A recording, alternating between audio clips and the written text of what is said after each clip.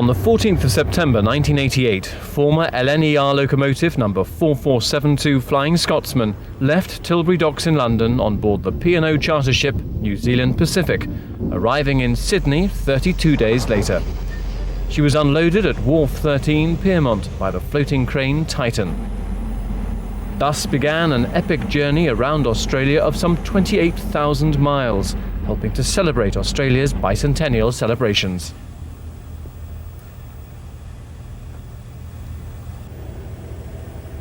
Sometime before, in connection with these celebrations, the National Railway Museum was asked if they could release Mallard, the official holder of the land speed record for steam traction, for shipment to Australia. As Mallard was unable to be released, it was suggested that Flying Scotsman should go in her place.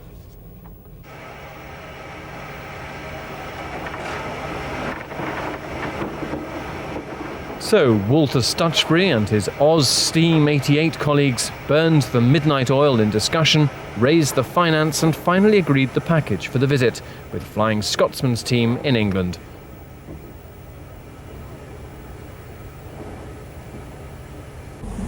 Everything was done to ensure that Flying Scotsman was ready for the tour. This included retiring the coupled wheels, fitting air brake equipment to run in Australia, repainting the locomotive and finally undertaking test runs on British Rail to ensure that everything was in working order before the long journey to Australia began.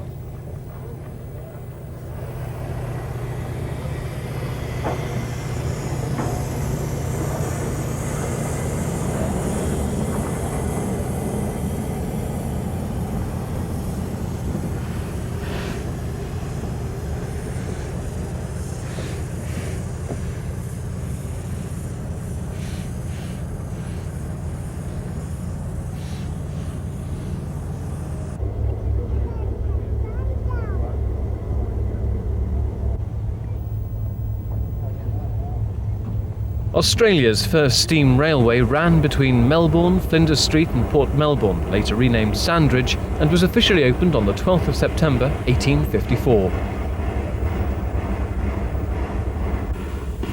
An order for locomotives was placed with Robert Stephenson & Co. in Newcastle, England. However, it soon became clear that the locomotives wouldn't arrive on time. So a local firm, Robertson, Martin & Smith, was asked to build a makeshift locomotive which could haul ballast wagons and do other work as required.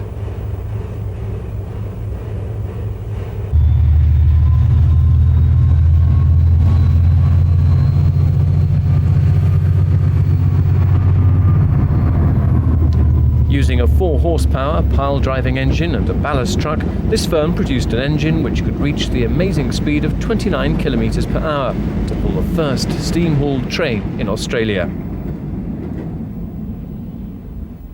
Here, a steam locomotive of a very different pedigree, 4472 Flying Scotsman, leaves Melbourne Spencer Street Station, pulling New South Wales Authority rolling stock on one of the many excursions that she did while in Australia.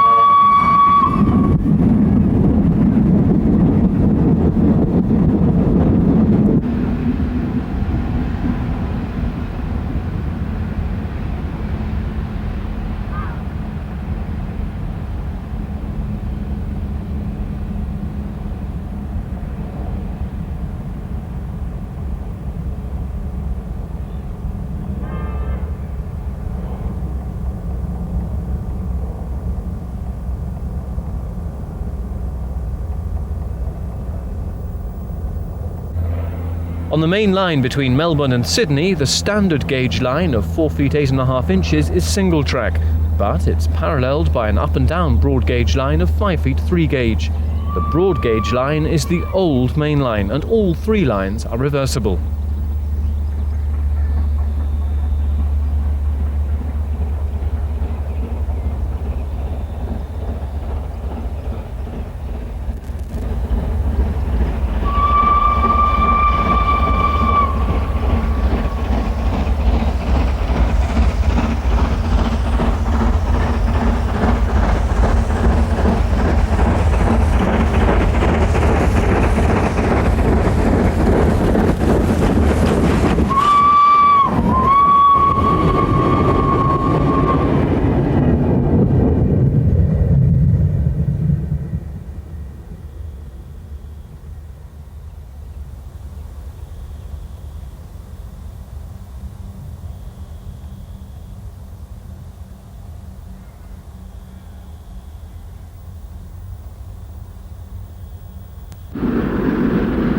Flying Scotsman travelling towards Sydney on the Melbourne to Sydney main line.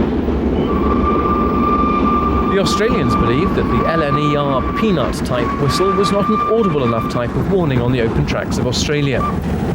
So she was subsequently fitted with a very low tone, almost a tugboat-type hooter whistle, which was fitted under the cab on the driver's side.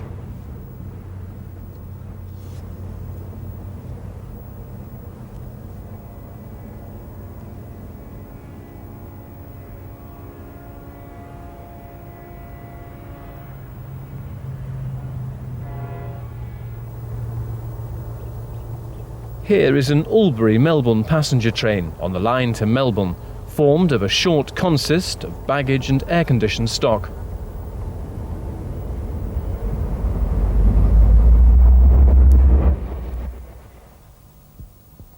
Roland Kennington, Flying Scotsman's chief engineer, was very complimentary about the footplate skills of the Victorian crews.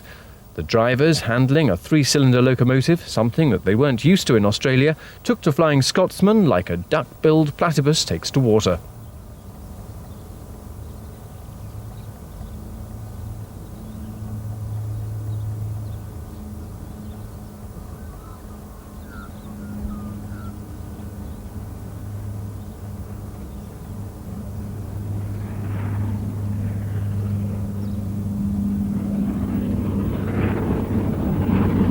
Flying Scotsman crossing Maribyrnong Viaduct, which is about 14 kilometres out from Melbourne.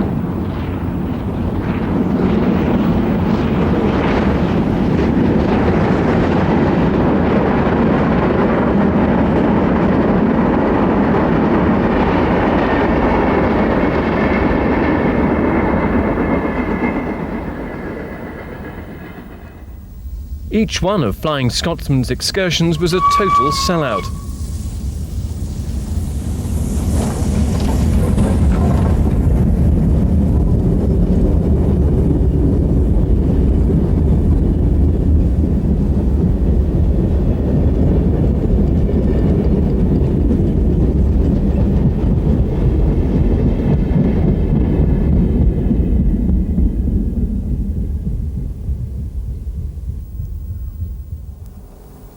Here, Flying Scotsman is seen powering up one of the many steep gradients on the Melbourne to Albury route, some of which were as steep as 1 in 50. Indeed, elsewhere on her travels, she even travelled quite effortlessly 15 miles up a 1 in 30 gradient with a full trainload of passengers. Quite astounding.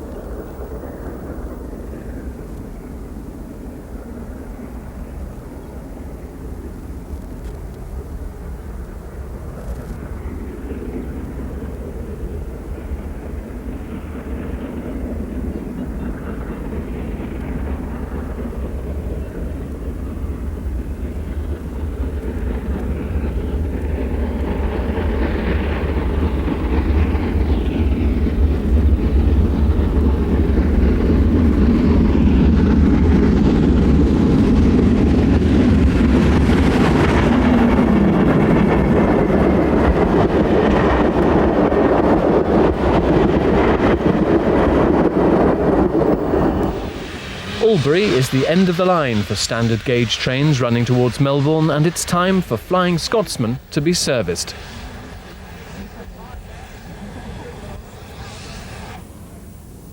Diesel-electric locomotive number T320, the class leader, stands at Seymour Depot ready for its next turn of duty.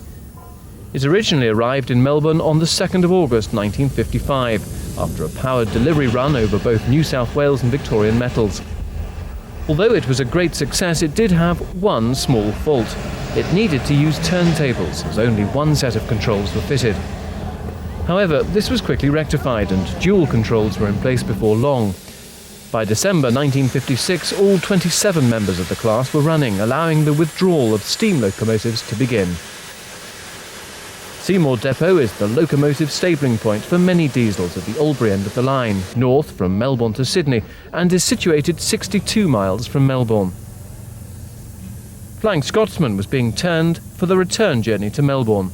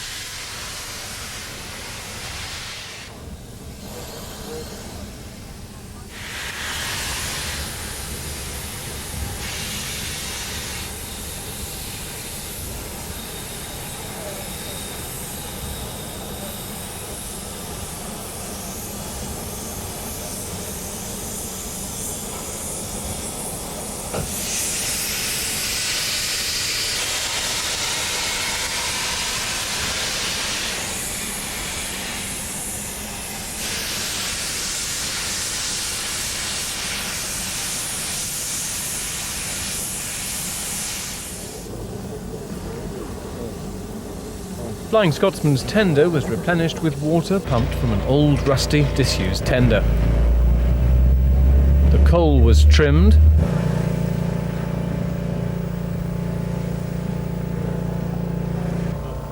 and then a chance for people to get a close-up look of 4472.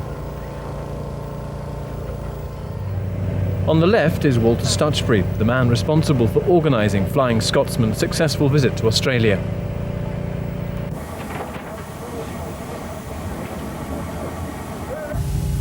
Inside the cab, it's now time for the chief engineer of Flying Scotsman to open the firehole door. He puts the firing shovel into the heat to prepare it for a task without which the crew of Flying Scotsman would be unable to proceed back to Melbourne. This is a task so important that only the chief engineer can perform it. Once the correct temperature has been reached, and this is very critical, he takes the shovel out and ensures that it's clean of any coal dust. Then, onto the hot shovel, he places best prime pork sausages for cooking in the firebox of Flying Scotsman. Before long, the smell of sizzling sausages has attracted quite a crowd. Roland turns the sausages over and puts them back into the heat of the firebox.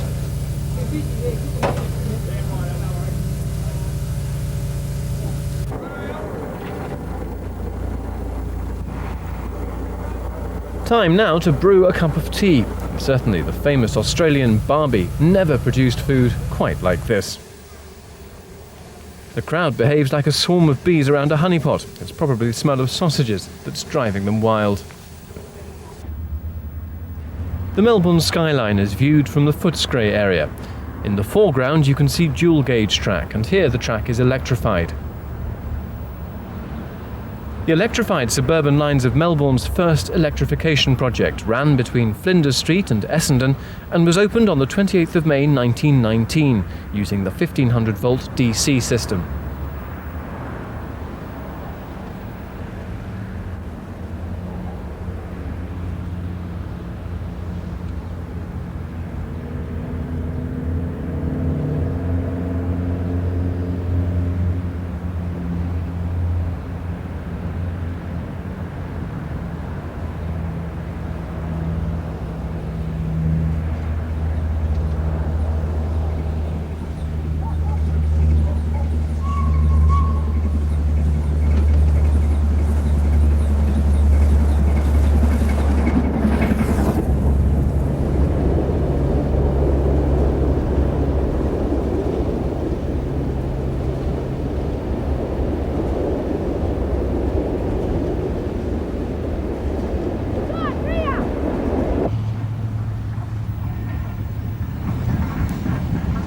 Flying Scotsman on the outskirts of Melbourne, returning from one of her many successful tours and crossing Maribyrnong River girder bridge.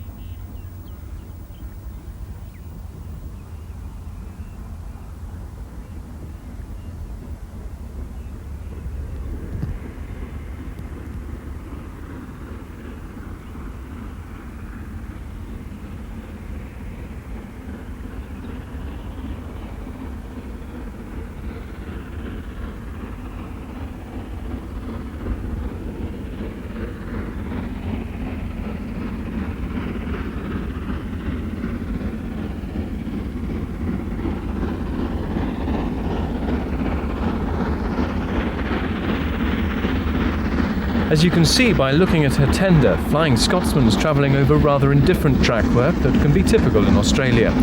This seems to have taken its toll on Flying Scotsman, as some of the cracks brought to light during her subsequent heavy overhaul have been attributed to some of the variable track work in Australia.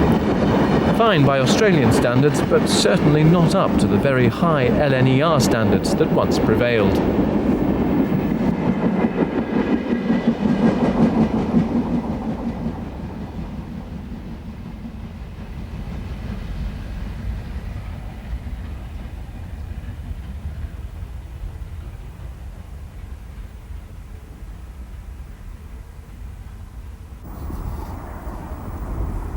Scenery that could be in the northwest of England. Only the coaching stock gives the game away.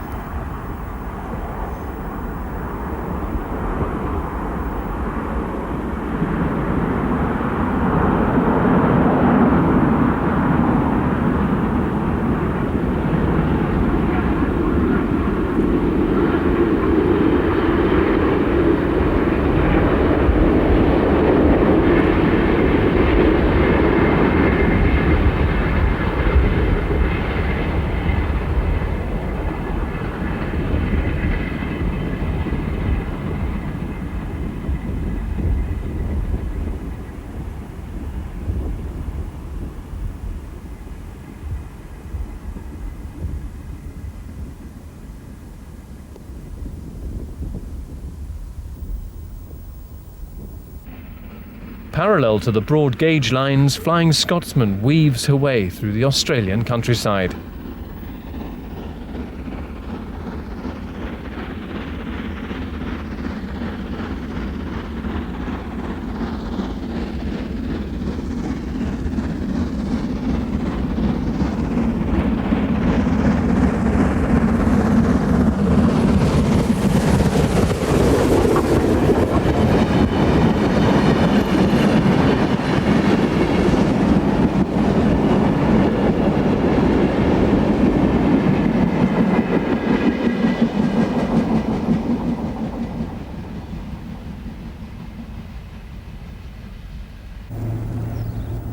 Flying Scotsman at speed, again passing through the North Melbourne suburbs and running alongside the Hume Highway, the main road between Melbourne and Sydney.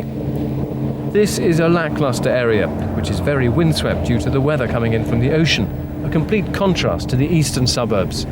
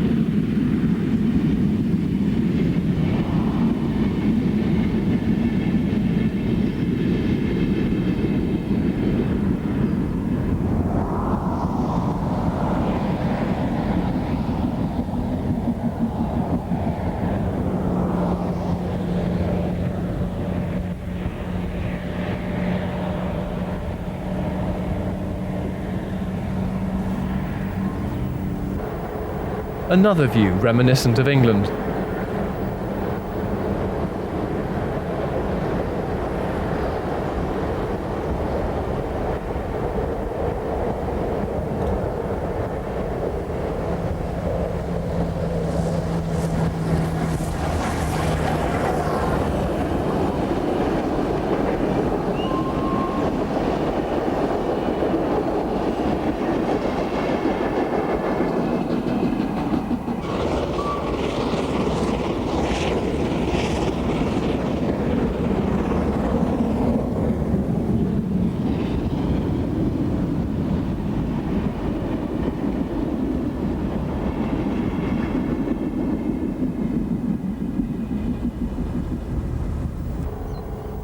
The undulating terrain is very noticeable here as Flying Scotsman storms through the Australian countryside.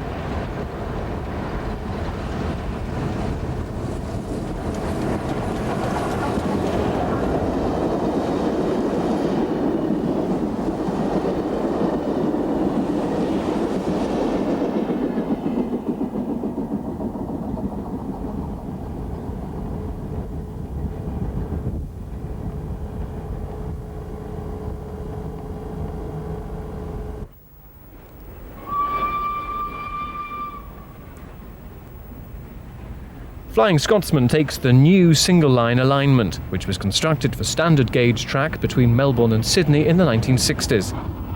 In the background is the old broad gauge route. When the line was opened in 1961, the question was asked as to whether the standard gauge line was built with steam locomotives in mind. The engineers said yes, nothing to preclude the working of steam on it. So steam specials were worked down from New South Wales.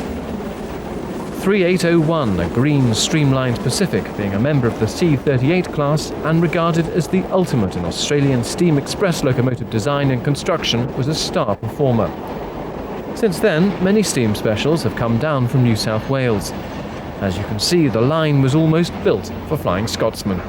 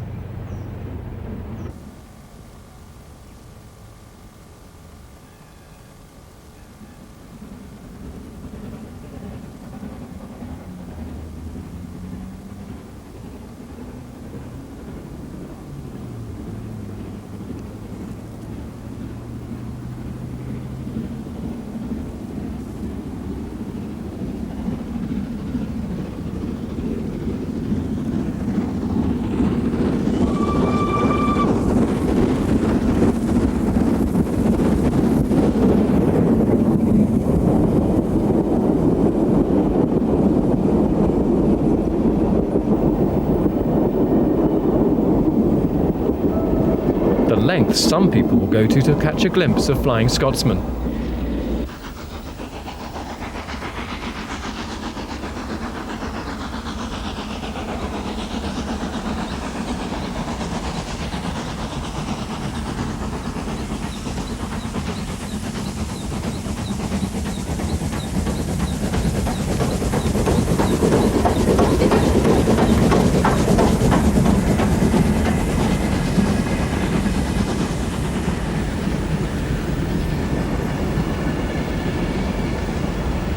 As always, the coaches were absolutely packed.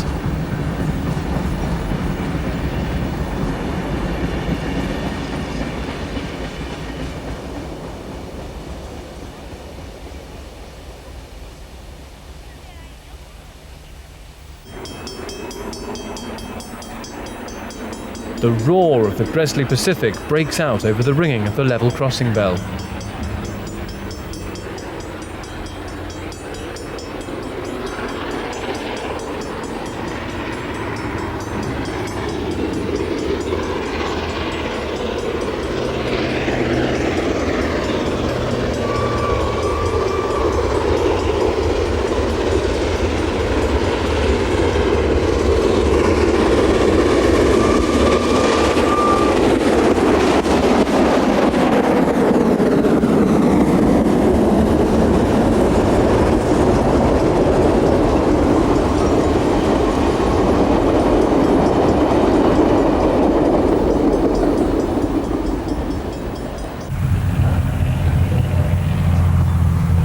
With only one headlamp working, Flying Scotsman thunders down the gradient in the Melbourne suburbs by the Hume Highway.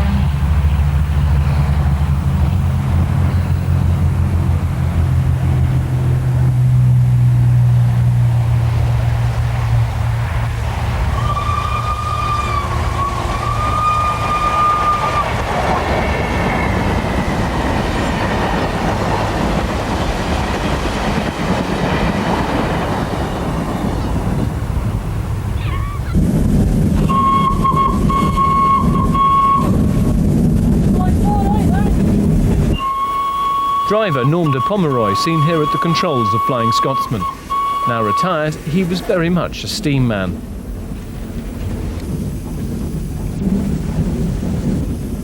One of the many spectacular events during the visit of Flying Scotsman to Australia was the cat and mouse antics of Flying Scotsman and a train, running with a steam-hauled excursion train, comprising of 8 plus 12-wheeled clerestory coaches hauled by a mighty broad-gauge 464 Hudson.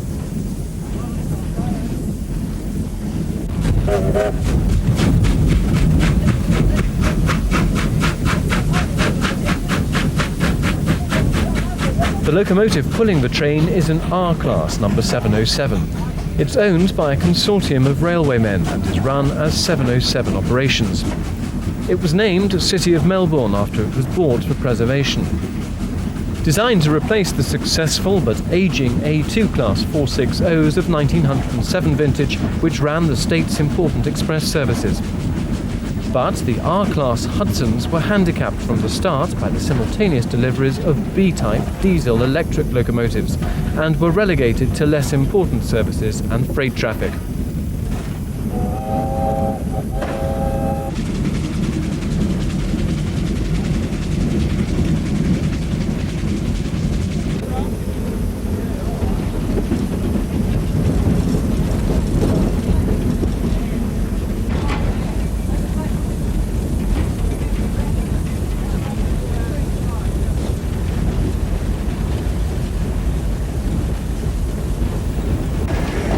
"70 of these 464 giants were built by the North British Locomotive Company in Scotland from 1951 onwards and were built to the broad gauge of 5 feet 3 inches with provision to convert them to standard gauge 4 feet 8.5 inches if so required.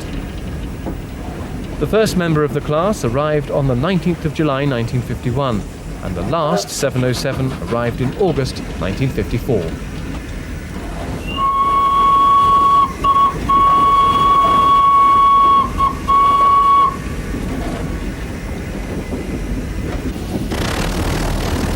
That strange purring noise is the safety valve of the 707. Experiments with Stug pulverising coal-burning equipment were carried out in August 1954. The trials were successful, and orders were given for all 70 locomotives to be fitted with the equipment. But these were cancelled after the arrival of yet more diesels, and the equipment was even taken off 707 in 1957. Here, Roland has some difficulty in opening the exhaust steam ejector. This control uses exhaust steam to put water into the boiler. He then closes the live steam ejector.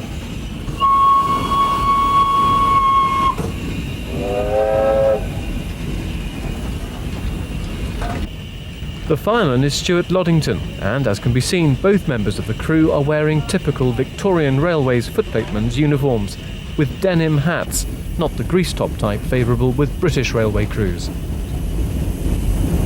want to try and go across the bridge again, so we'll settle up the top.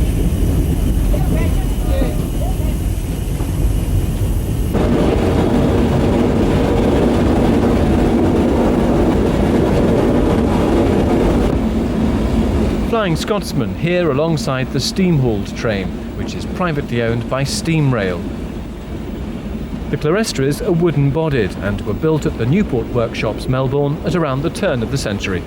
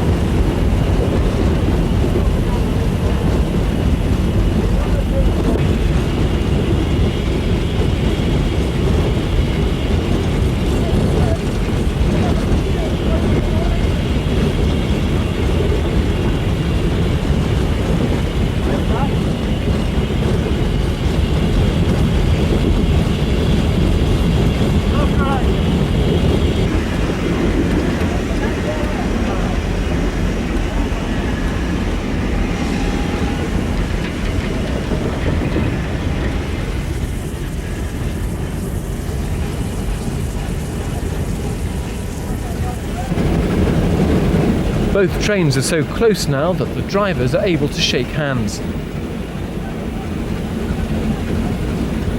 With specials like these, everybody gets a chance to view the other train's locomotive while running at speed. The coal used on Flying Scotsman was brought down from New South Wales, a journey of some 600 miles. A signal check, and driver Norm tries to get Flying Scotsman going again.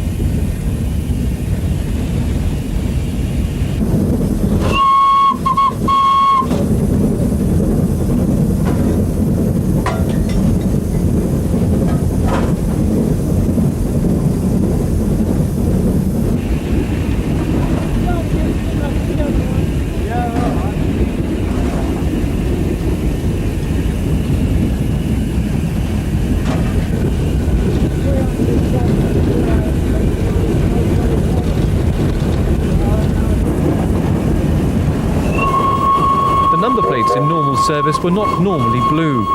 They were originally black with white numbering. Cast aluminium plates now replace the original cast iron ones. The red and black livery seen here is the original livery that the R-class locomotives ran in normal service.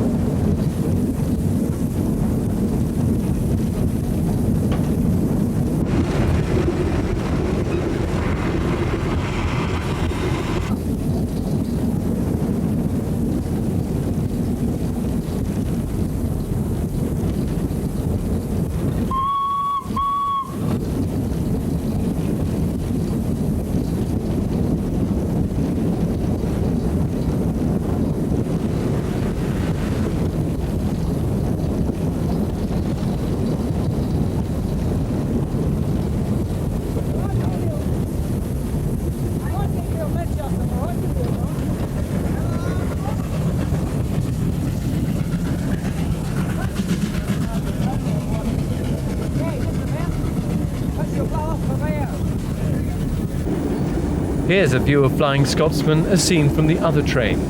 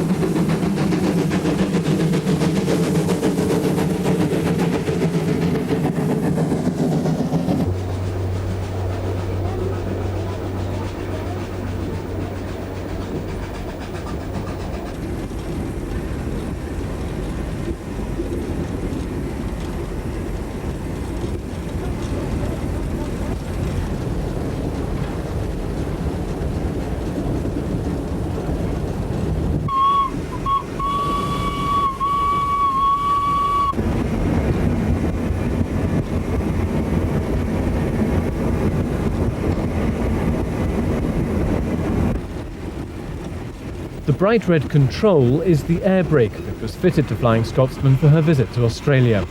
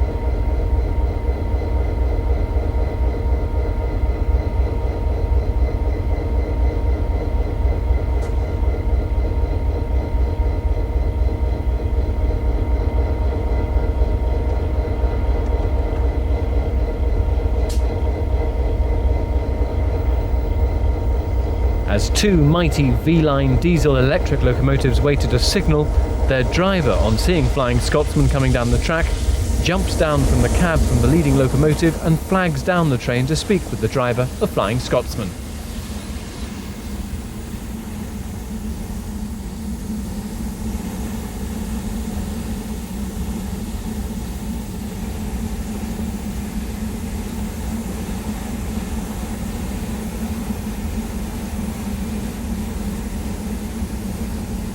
The reason for stopping Flying Scotsman is unclear, but with her safety valves lifted, Flying Scotsman moves off again and is overtaken by an Albury to Melbourne passenger train.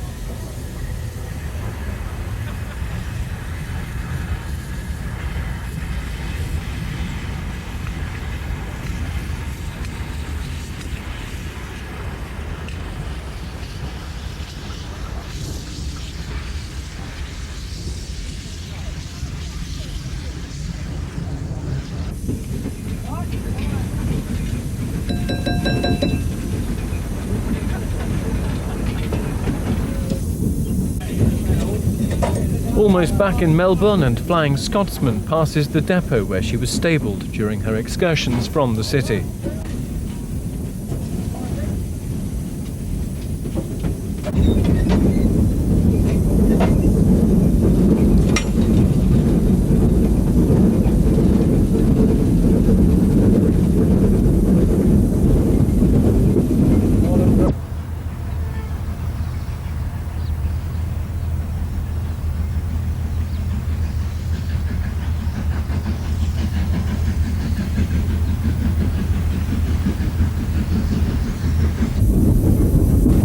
skyscrapers of Melbourne towering on the horizon, Flying Scotsman negotiates the flyover leading to the approaches of Spencer Street Station.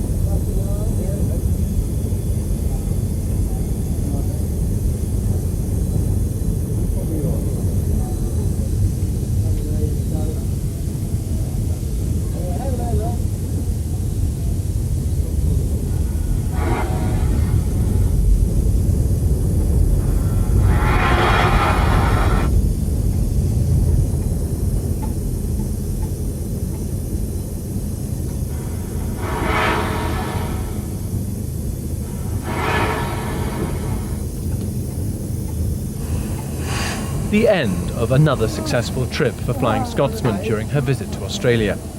Time now for a spot of refreshment.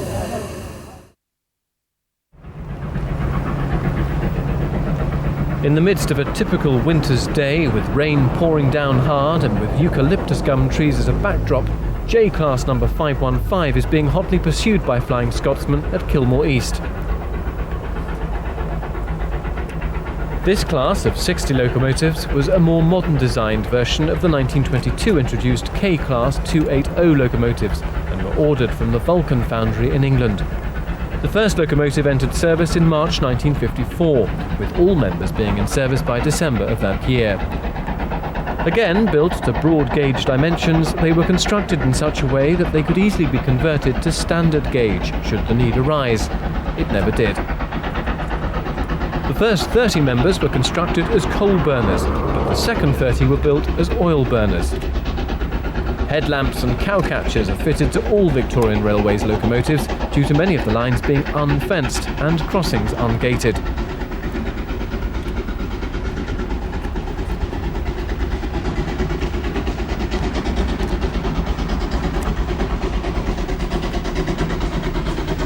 "4472 doesn't have headlamps, but has two marker lights on the buffer beam.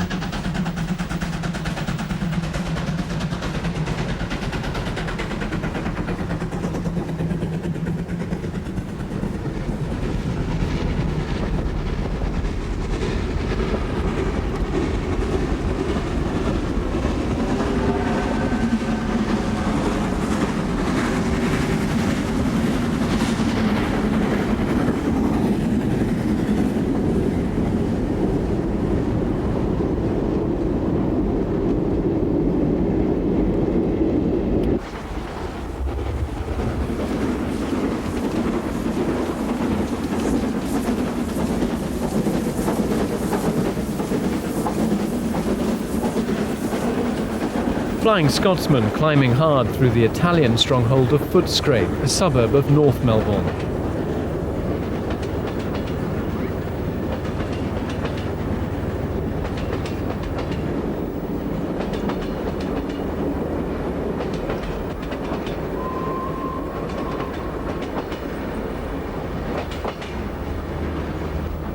At the rear of the train, formed of old New South Wales stock, no lamps are used during the day. Instead, a white triangle is used. At night, however, there are lamps.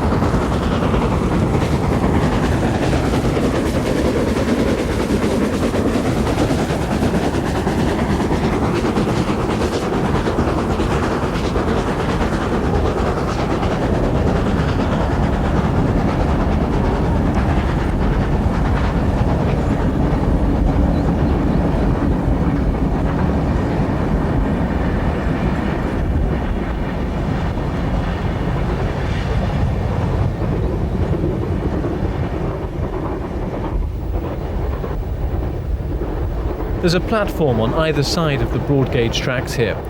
The standard gauge line never had platforms for local services, as the line was designed with express traffic only in mind.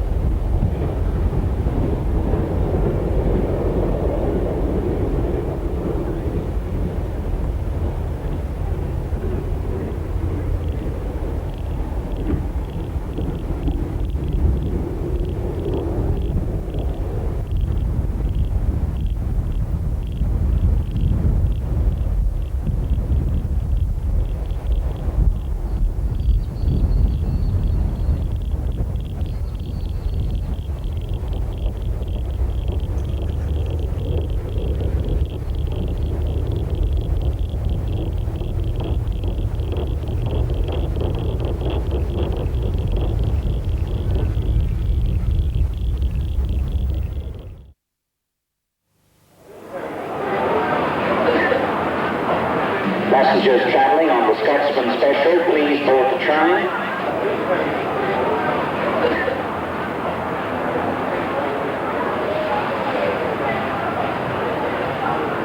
Ladies and gentlemen, those travelling, please board the train.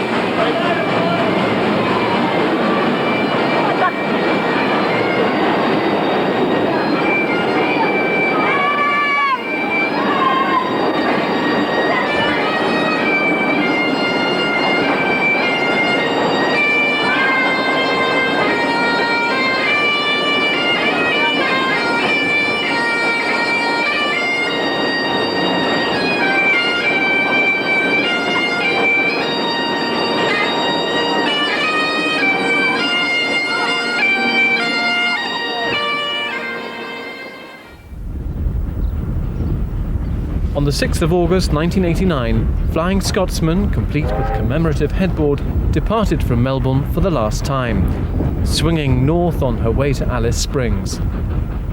She was seen off from Spencer Street Station by a Highland piper to mark this most momentous occasion. On this very trip, she broke the world record for the longest non-stop run for a steam locomotive. Also seen departing are R-Class locomotives number 707 and 761.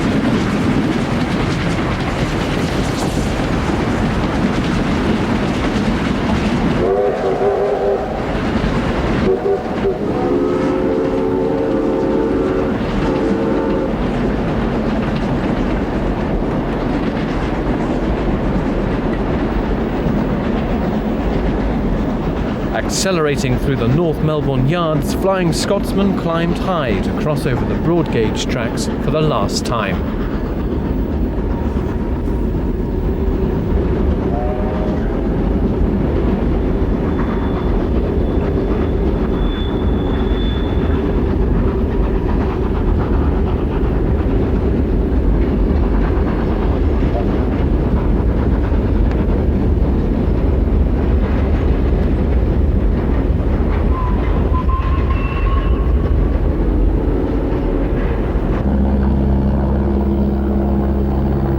Well out of Melbourne on a typical Victorian rainy day, again, this well-organised run past of 3 steam locomotives in parallel on the only place left in the world where this could happen is typical of the attention to detail given to the visit of Flying Scotsman to Australia.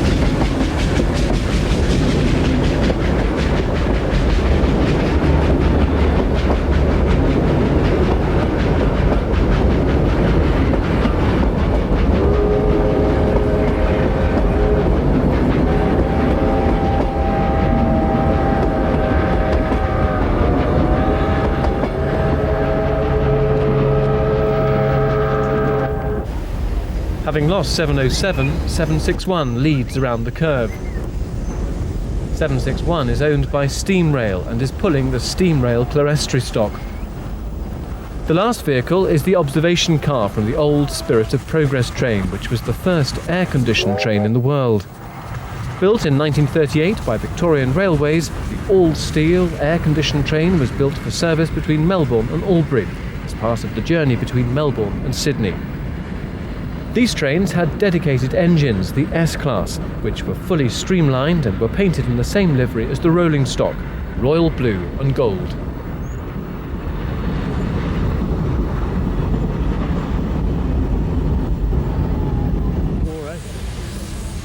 This lineup of locomotives is at Seymour Depot.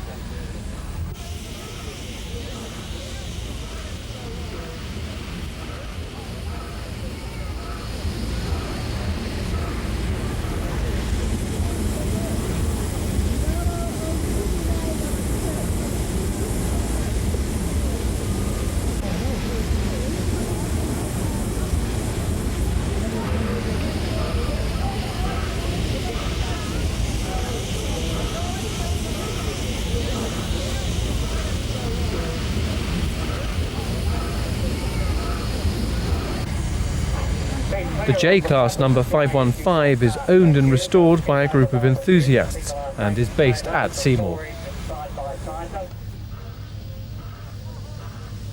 There's lots of smoke as the mechanical stokers get into action.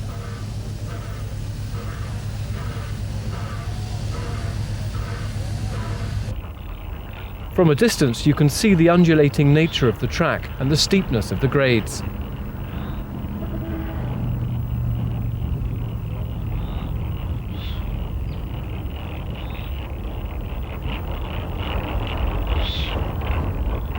A third R-Class number 766 also ran with Flying Scotsman on her excursions, and a fourth locomotive is well on the way to restoration and will be an oil-burning example of those mighty popular Hudsons.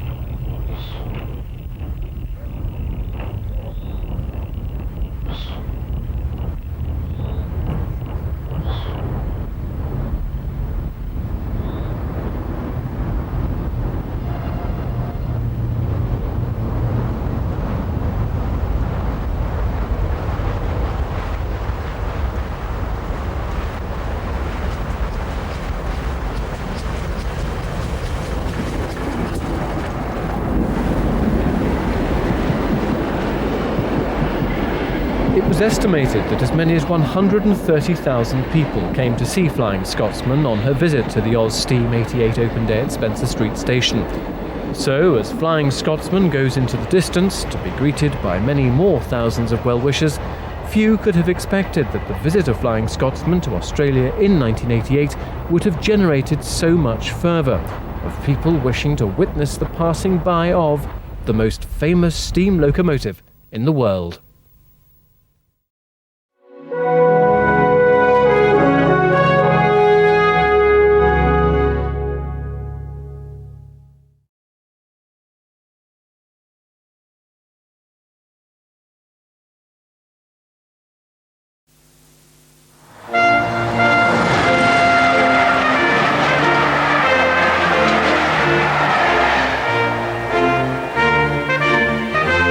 The age of steam has gone, but the romance has remained as more and more steam locomotives are restored, and in so doing creating a nostalgia for times when travel was more an adventure than a chore. The world's most famous steam locomotive is without doubt the Flying Scotsman.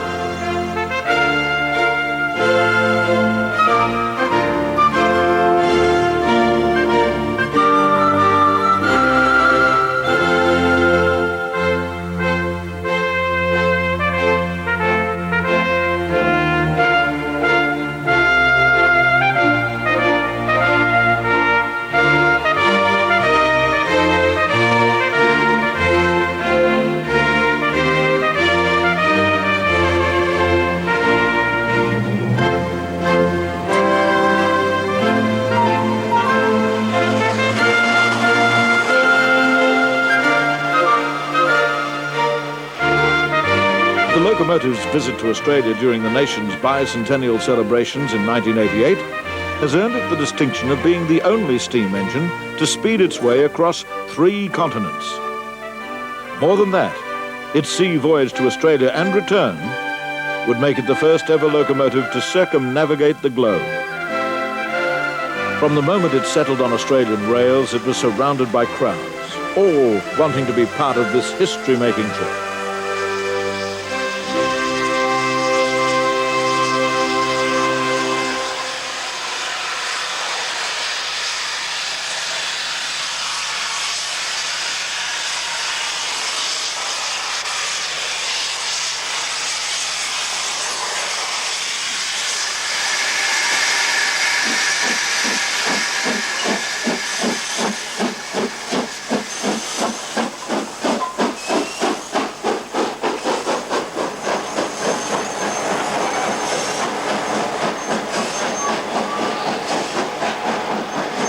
A full 6 months was allowed for the visit to Australia to permit every rail enthusiast in the country to see this most famous engine.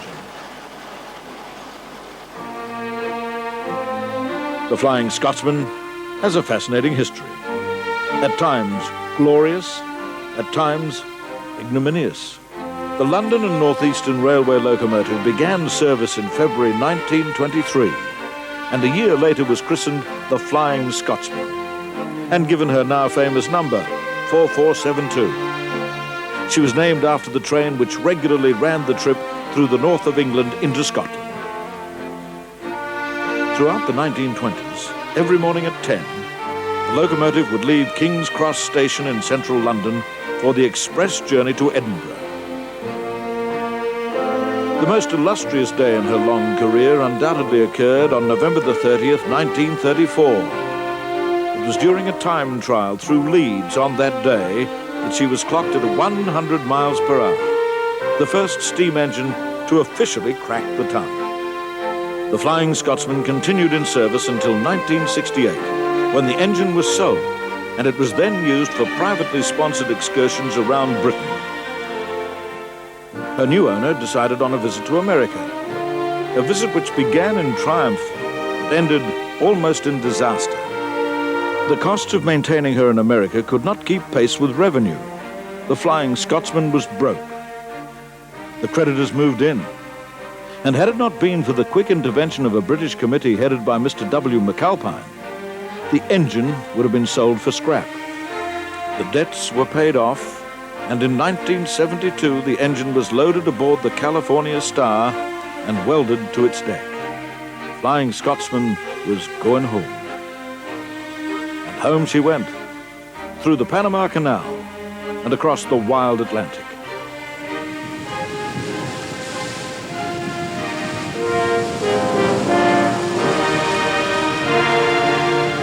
After being unloaded during the snowstorm in Liverpool, the engineers confirmed that she could travel under her own steam, and she made a triumphal progress through England. By 1973, she was ready for work and began her life again running holiday excursions. But it was the plans for Australia's bicentennial that saw a request being made for another overseas trip. Approval was granted providing all costs could be underwritten. Money was raised in Australia, and the middle of 1988 saw Austeam organiser Walter Stutchbury in England watching final preparations being made for the journey down under. Local television news found Scotty's volunteer minders giving the old girl a complete overhaul and a new paint job. They seemed pleased to be sharing in her adventure. Oh no, I'm going out to Australia. I think it's a wonderful opportunity. First steam locomotive ever to circumnavigate the world and go to 3 continents. I think it's a wonderful opportunity, and not only is the engine looking forward to it, but all the volunteers who you've already seen kicking around working on it are all looking forward to going as well. By July, all was in readiness, and the 65-year-old engine was loaded for the month-long trip to Australia.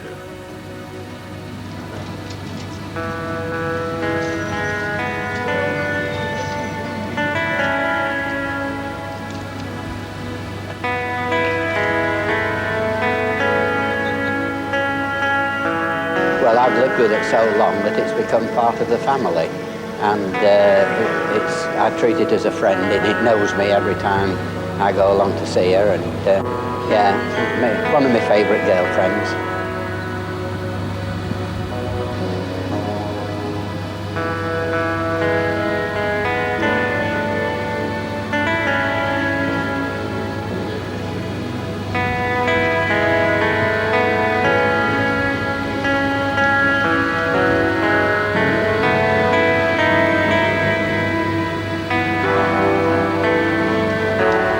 I think while there are sufficient people around who enjoy riding behind steam locomotives, the steam locomotive will continue.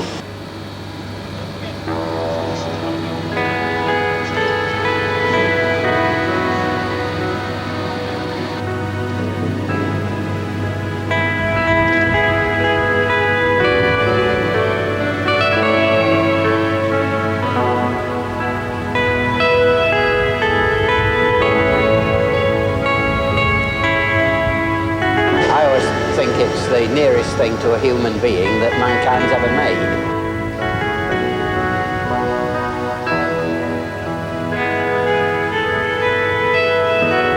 It's got everything a human being has. It's got lungs that breathe and limbs that move, and it's got a mind that can think.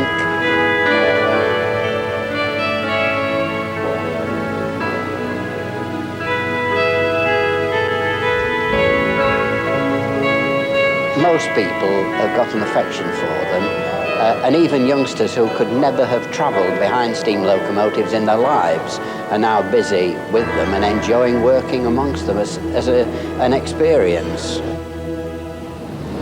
Arrival of the Flying Scotsman in Sydney was unlike any other. The only crane in Australia with sufficient capacity to unload the huge loco was the Titan from the naval dockyard in Sydney, and it was an exacting operation. One wrong move could have seen 60 tons of British rail history plunging to the bottom of Sydney Harbour. The engine seemingly had suffered no ill effects from the long sea voyage, and once steamed up, it was ready and keen to explore the Australian countryside. A whistle stop at Albury on the New South Wales-Victorian border gave the engineers a chance to top up the oil, and the locals to record the visit of a legend to their town.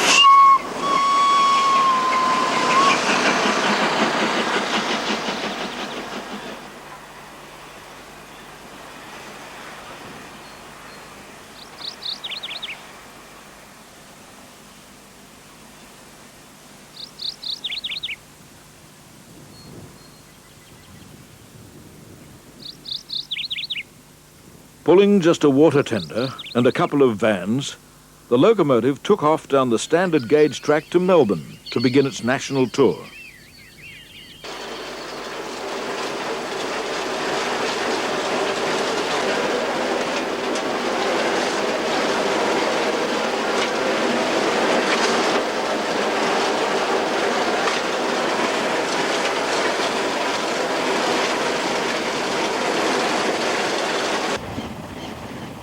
Flashing past the rows of eucalypts running parallel to the Hume Highway was a far cry from its regular trips through the tranquil English countryside.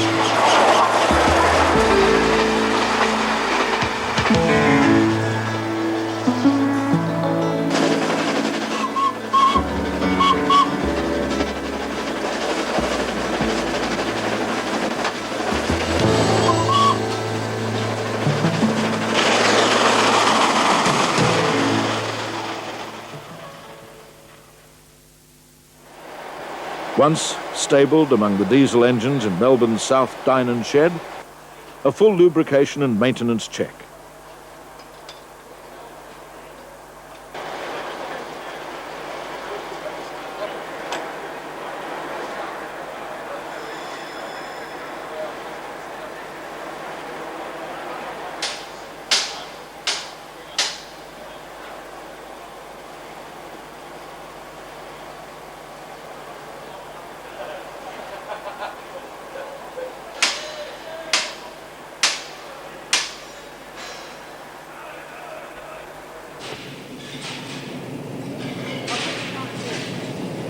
Executives from Mobil Oil were on hand to give her the once-over. Systems of lubrication, you've got a mechanical lubricator here which is handling bearings and that on the inner sides. That's the main bearings, and it's a lighter oil in that one. And in forward of that, you've got in here, because this engine's a bit different. In the normal operation of locomotives out here in Australia now that are running, the majority of them run with a hydrostatic lubricator. The oil is mixed by sight in a sight glass, injected into the steam. That's right. This engine, the oil is pumped by a mechanical lubricator to the cylinders and mixed there. And that's all in this home. And it's a fair bit. What would this go through on that. on it? Well, I'm talking with that's stored in there, and that's purely for your cylinder feed, purely for the cylinder And that feed. lubricator then fills up the wick lubricator? It's an actual set of valves in there, and as the engine, as that rod moves backwards and forwards, it's connected to the valve rod. Yes. And that pumps the oil through. It's actually pumped in at pressure. So it's a slowly rotating pump which every click pumps a squirt of oil. Positive feed. Yeah. And that goes into the wick lubricator? That goes direct to the cylinders on the steam line. Probably about 20,000 miles we'll finish up running with it in Australia. To this side, coming up on the crosshead. There's 2 pipes there, and they drip through. There's 2 others coming out that will feed onto the cylinder, cross-cylinder piston rod, and the valve rod in here is the same. There's an oil drip feed just in front of the gland. And that's only regulated by the size of the wicks? Yeah, the wicks regulate that feed. Mobil's super cylinder oil is the only oil which meets the high speed and heavy steam requirements of the Scotsman. The distinctive qualities of the oil are explained by Mobil's chief engineer, Tony Press. The main difference between the car and the steam engine is the temperature of the cylinders. You may think that a car would run at a fairly high temperature, but in fact it is water cooled, whereas the steam cylinder is set to run as hot as possible. You want a very high temperature so the steam doesn't condense into water as it goes through the cylinder. So the oil as a lubricant has to withstand a much higher cylinder temperature than in fact a car does. It's extremely high viscosity. The SAE 50, which you may remember as the top end of most automotive lubricants, the viscosity of that is about half the viscosity of the extra Heckler super cylinder oil used in the steam cylinder lubrication. The steam cylinder lubrication is in fact compounded, which means it has a vegetable fat added to it, around 10%, possibly 15%. So the oil will cling to the cylinder walls in the presence of steam and water. It's carried in with the steam, carried through into the cylinder, through the feed lines, into the valve chest and into the cylinder with the steam, and the compounding helps it cling to the wall.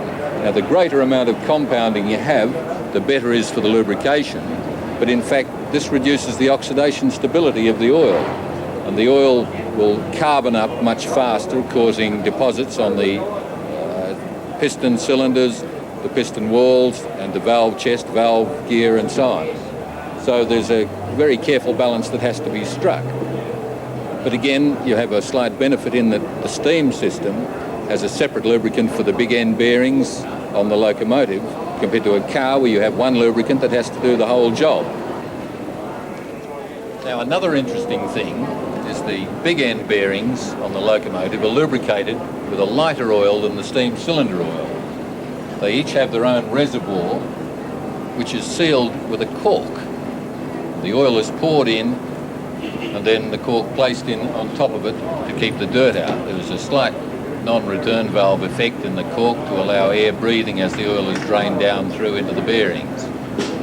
While the loco is stabled in the Melbourne yards, for Victorian Rail employees, there's the chance to have a photograph to show their grandchildren. The Flying Scotsman's first scheduled public appearance is to coincide with the open day at Melbourne's Spencer Street Station to celebrate Oz Team 88.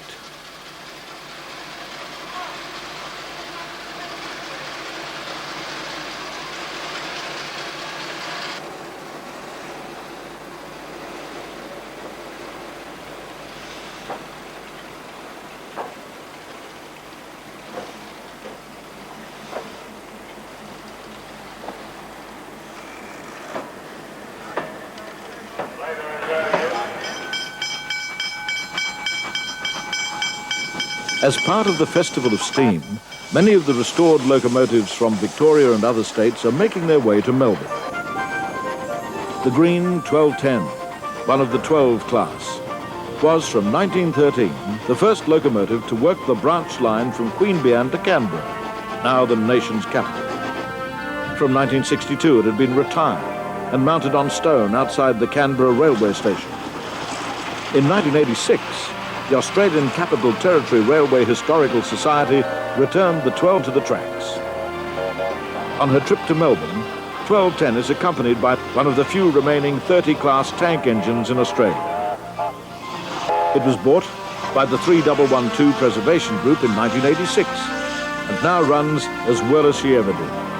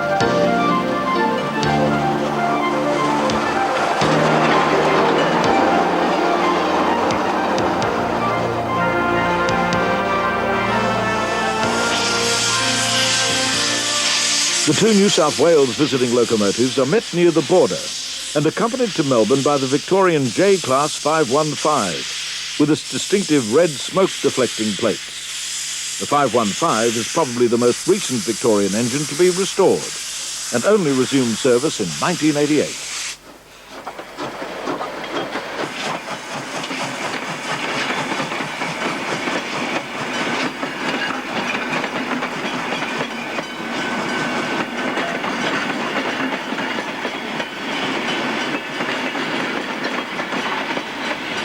Acting as good hosts should, another Victorian engine has waited for the next visitor from the north.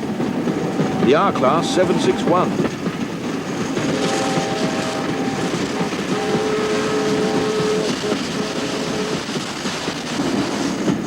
It wasn't long before her charge arrived to be accompanied to Melbourne on the parallel standard gauge track.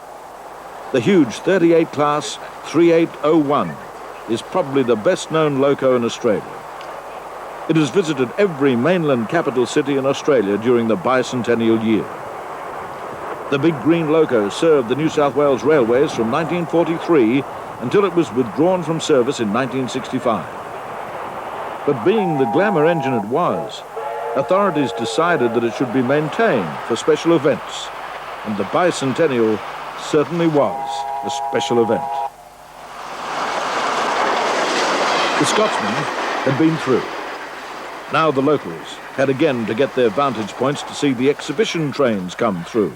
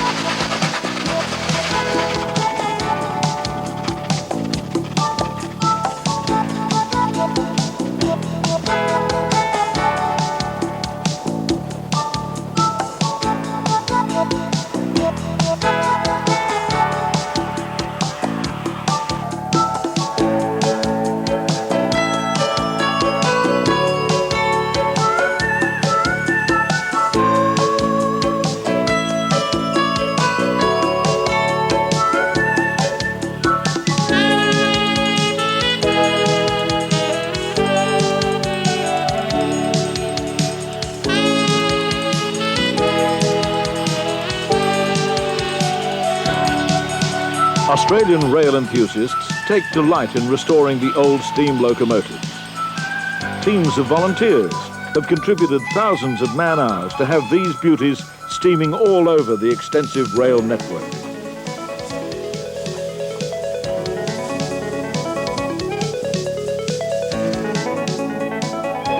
Finally, all are assembled at Spencer Street for the open day. The road around the station is closed to traffic, and 100,000 people cram the concourses to see Scotty and the rest of the restored locos.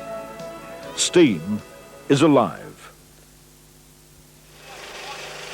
After a day of rest, the Flying Scotsman is now ready to perform the task for which she has been brought the 18,000 kilometres. She's ready to start pulling the trains. From now, for the next 6 months, in every state of Australia, the Flying Scotsman will pull train after train of well-wishers. This journey is from Melbourne to Seymour and return. Like every trip the train will make, it is booked out.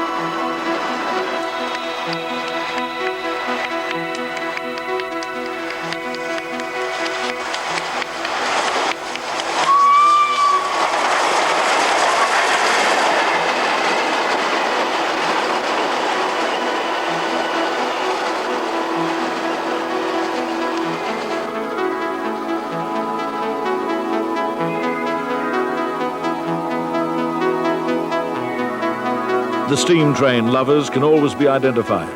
They normally carry 2 cameras, and during the journey they wear protective goggles.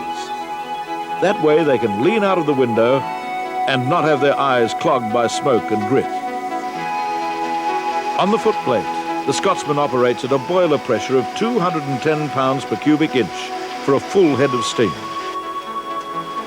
The fireman needs to shovel around a ton of coal every hour to maintain that pressure.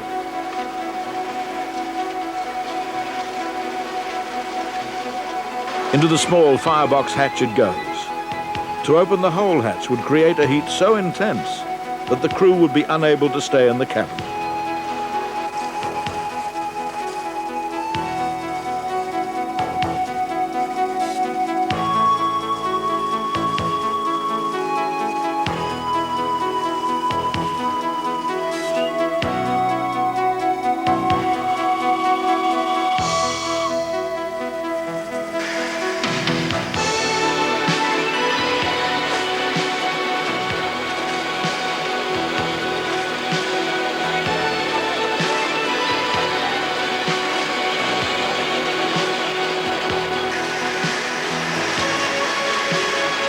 Australia's road speed limit is 100 kilometres an hour, or 60 miles an hour.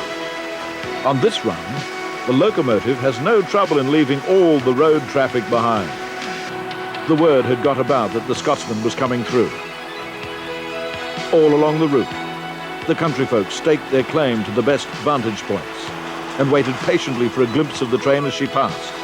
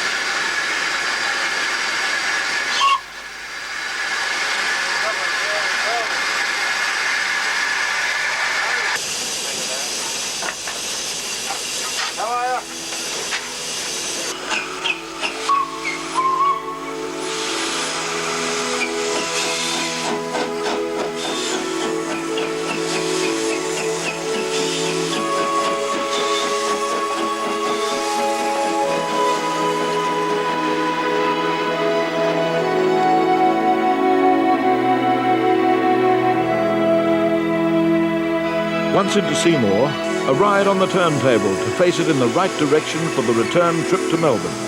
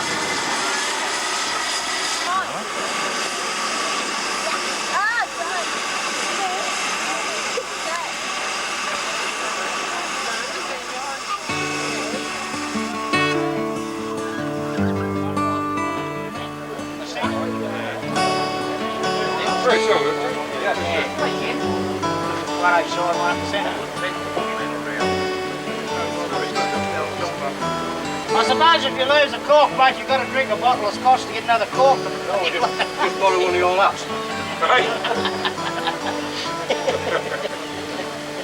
Or do you put a new cork in each day? Only if we get so many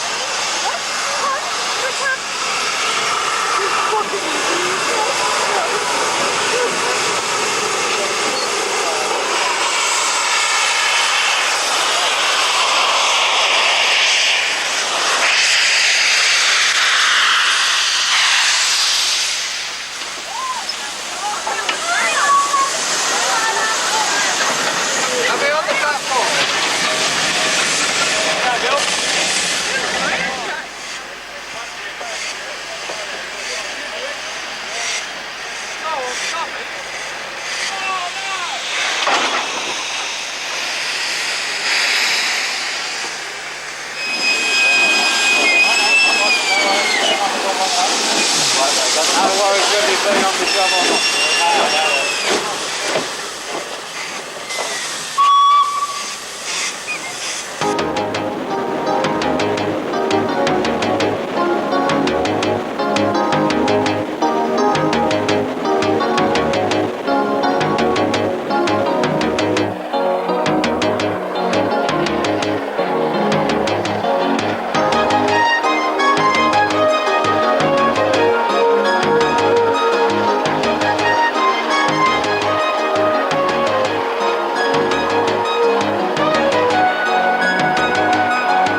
The organisers of the visit planned a series of day trips, but demand for seats was so great that the number of trips had to be more than doubled.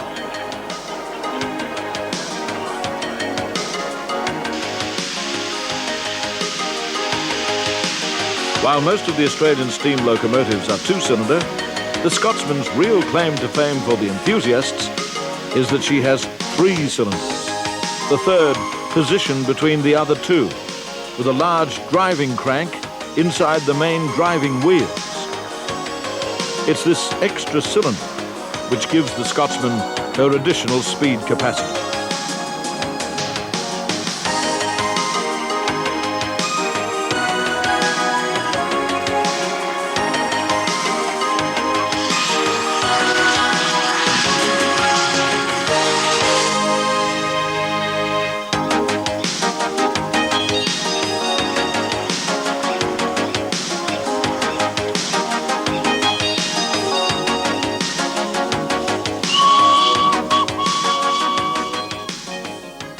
Same problem where the ship... Back in Melbourne, a special visit from Bill McAlpine and a chance to catch up on the locomotive's adventures. With a tug, so it's quite interesting to see it sailing around the corner of the pier aboard the train.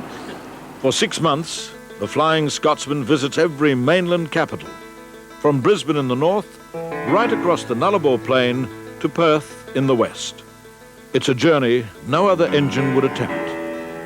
But for the Flying Scotsman, LNER number 4472, it's just a way of continuing to write itself into the history books as the world's most famous steam locomotive.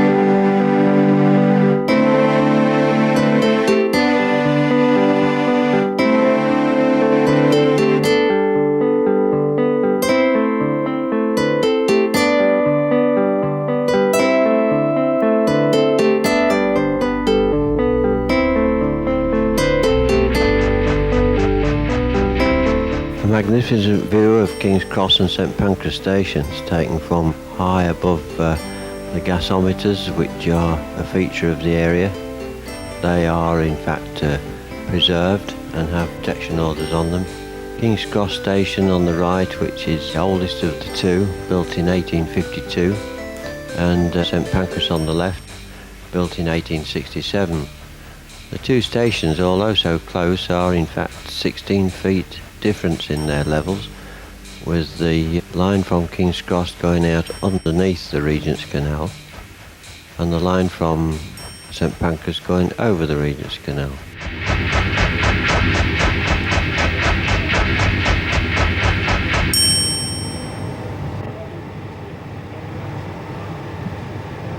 Here's the Flying Scotsman standing at Bounds Green on the morning of July the 4th. Last minute checks taking place with Dave Rollins going round checking all the oil pots and making sure that everything is as correct as we can say before the start of this inaugural run.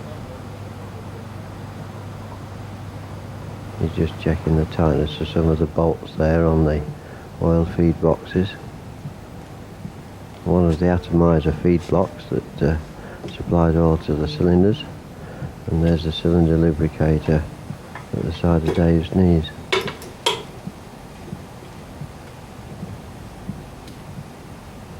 Checking the axle box lubricator. Interesting silhouette of him standing there in the shiny paintwork.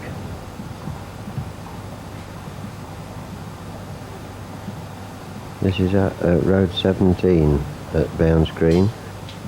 Only two roads at Bounds Green have not got electric wires above them, so it's mandatory that we stay on one of those two roads when we're there. Original LNER lamps on either side of the buffer beam, and the new high intensity light on the centre lamp bracket. Lots of things have changed over the last 30 years in the way that steam engines are allowed to operate on the main line. And if we want to continue to do it, we've got to accept these changes and work with the modern railway. That's the speedometer drive.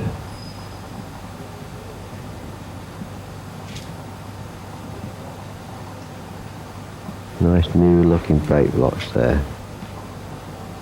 As we look along some of the parts that have been tended to and replaced, the wheels themselves have had very little done to them other than painting and filling, but most of the other motion parts have been rebushed and remetalled. The major powerhouse parts there of the crosshead and the pistons are all new. New lubrication aspects to the piston gland housing, and the cylinder relief valves have been fully refurbished. And then down below there you can see the new steam operated drain cocks and the extensive new pipe work that's been added.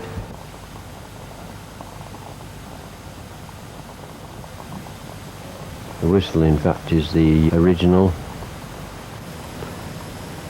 gold leaf on the paintwork and on the number, which was always part of the traditional finishing of these locomotives.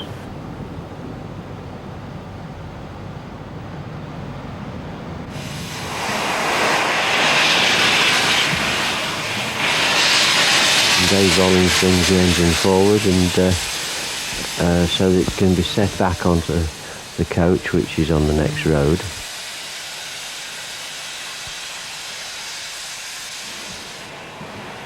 The two roads that the coach and the engine are standing on are the only roads that are allowed on in Bounds Green, because they're the only two roads that have not got the wires.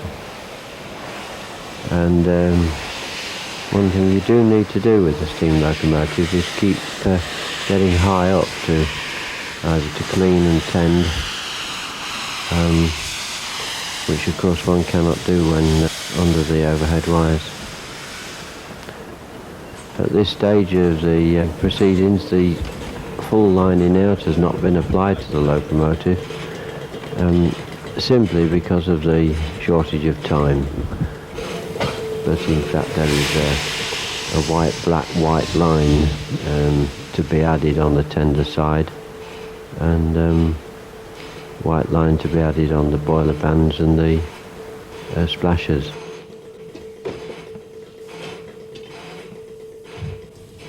Here you can hear the non-return valve on the main reservoirs, which is bouncing as the compressor starts to fill the cylinders with the air. Once it's up to pressure, this noise is not made, and the compressor is on the locomotive and it's pumping up the air, which causes this valve to rattle in its cage as the air passes it. In a corridor tender, of course, this has got a Buckeye coupling to the coach, which is not a normal feature for locomotive to coach fastenings. But of course it does save considerable effort by a shunter in not having to go inside and hook them up.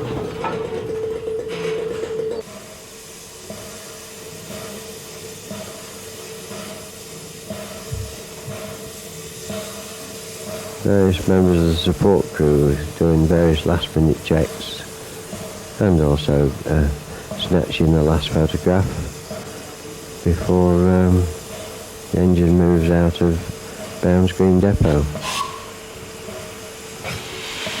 A new feature of the engine there is the air pipes on the front of the engine and the absence of a vacuum pipe.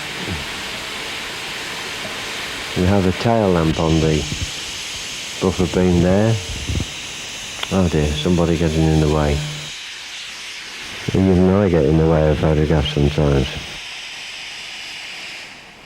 I have a tail lamp on the buffer beam there because we'll be joining the back of the train to be hauled into King's Cross.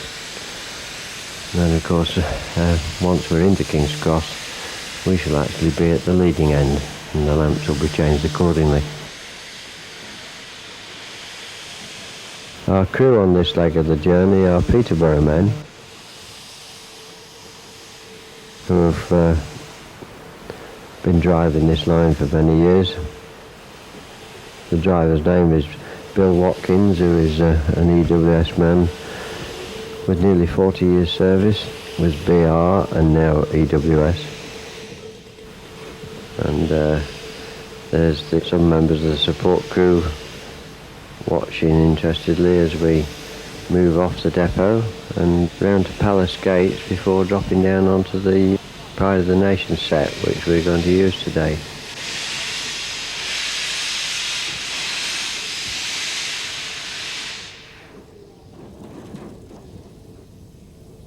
Slight slip there, which is fairly inevitable and difficult to control because the rails get so wet from the condensate coming out the drain cocks. It's also on a gradient there.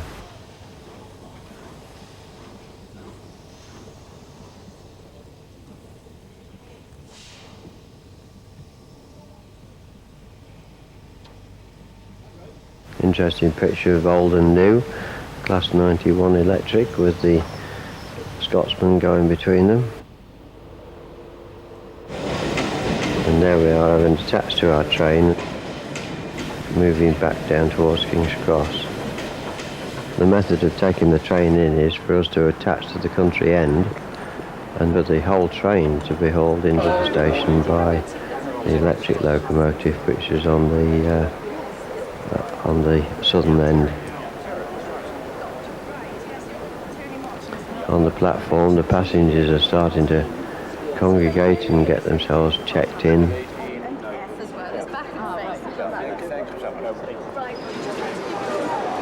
And there's 86426 bringing the whole of the train in into platform 2, ready for the passengers to embark and prepare for our journey north. Although I would think that before that happens, most of them will want to go down to the front to see the engine and to get their photographs, etc.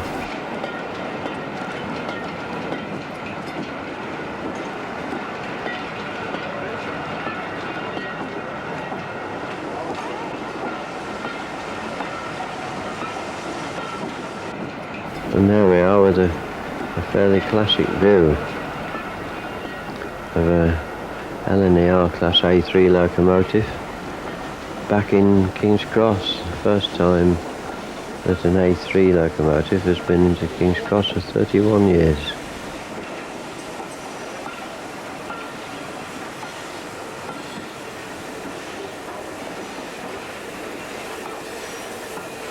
That can be said with conviction because this is the only A3 locomotive in existence. There's unlikely to be anybody able to argue with that.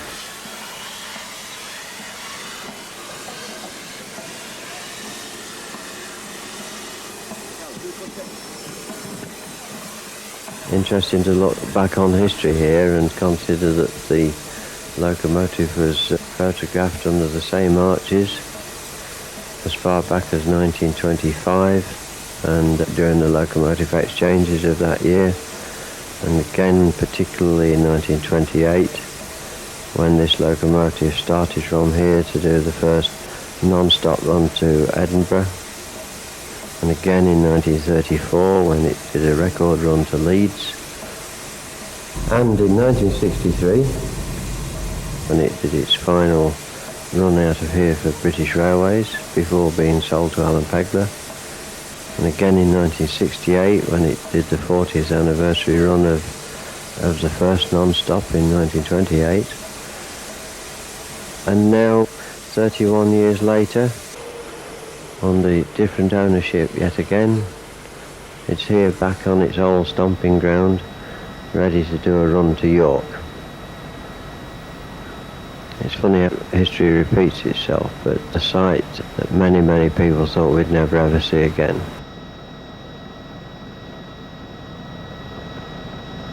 No wonder there's so many people out to see it. King's Cross has changed dramatically since that engine was in there the last time. It's been electrified, it's been remodelled.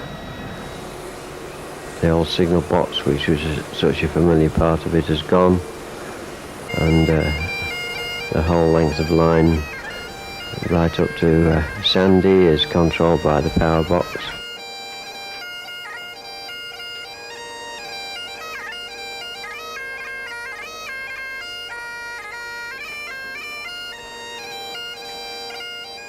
And there we have David Clifford, who is the publisher of our magazine.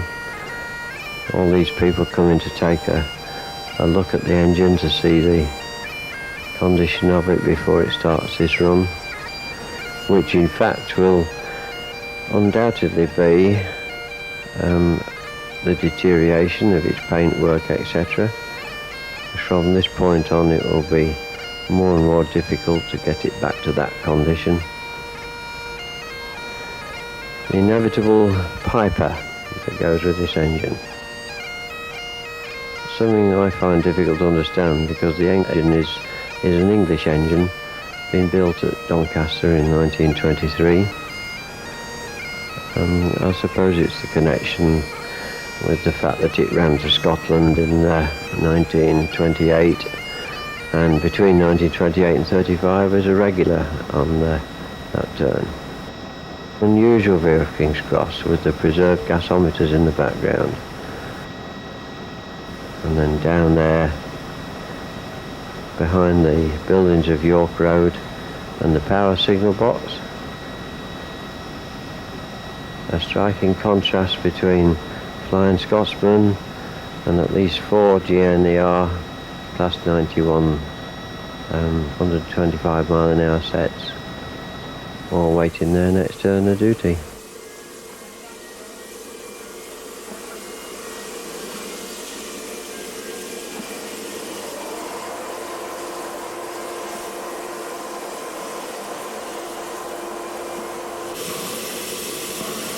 And there's the proud owner, Dr. Tony Marchington, the man responsible for the whole thing. Without Tony Marchington, none of this could have happened, and in fact the fate of the locomotive would have undoubtedly remained in balance. But it's a proud moment for him. He's put a great deal of effort into providing the money for this overhaul, and he's justly proud of the fact that it's now at King's Cross on this inaugural run.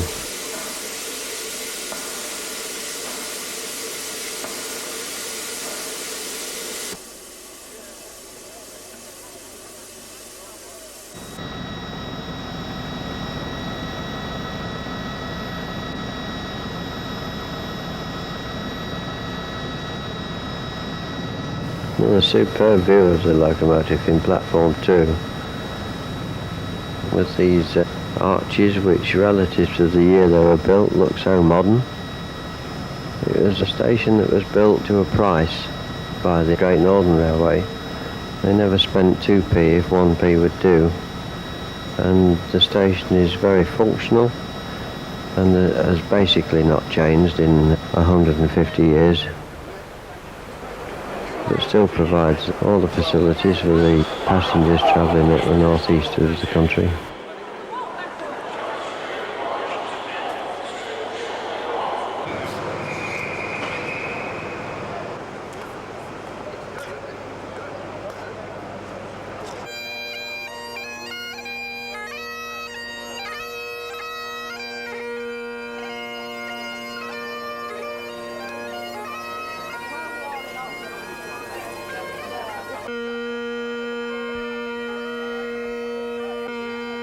More of the passengers having their final look and wanted to speak to the driver there, Bill Watkins.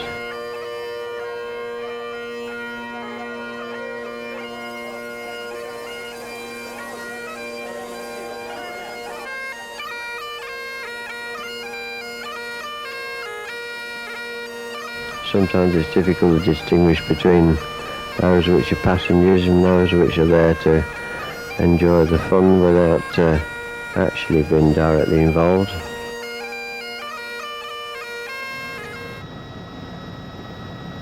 Very emotive time for all of those people that were involved in this thing. For the support crew, for myself, for Tony Marchington. This was the culmination, in fact, of 3 years of work for a large number of people. There's our fireman for the leg from King's Cross to Peterborough. There's confident it's now time to start building the fire up, ready for the start of the journey north.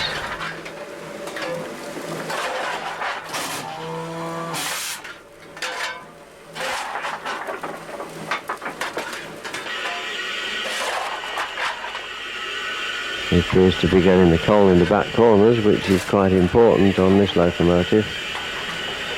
Any wide firebox engine.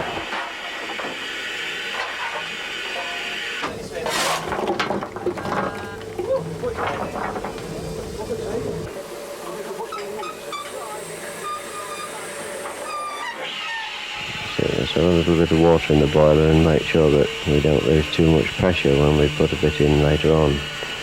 175 pounds of pressure we're standing at the moment. But still with time to go before departure, and we're alright. That's the live injector steam valve, and next to it on the left of that was the blower.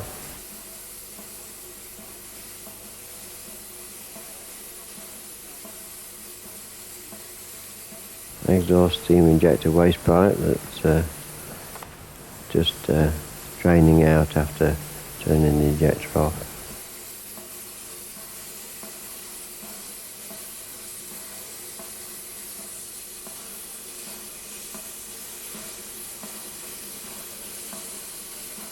Cartazzi outlet box there, which is a unique Alaniar design, capable of sliding sideways. and at the same time it moves on wedges so that it helps to tip the locomotive into a curve when it's rounding a curve at high speed. Very clever device, actually. Needs no springs. It simply works on wedges and the movement of the locomotive on the rail.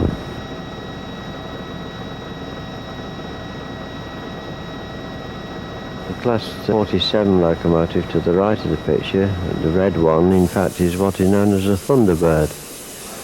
It actually sits there as a spare locomotive in case any machine, be it Class 91 or any other train, breaks down on the main line. The duty of that locomotive is then to shoot off as quickly as possible and rescue the leaguered train and get it out the way to unblock the line.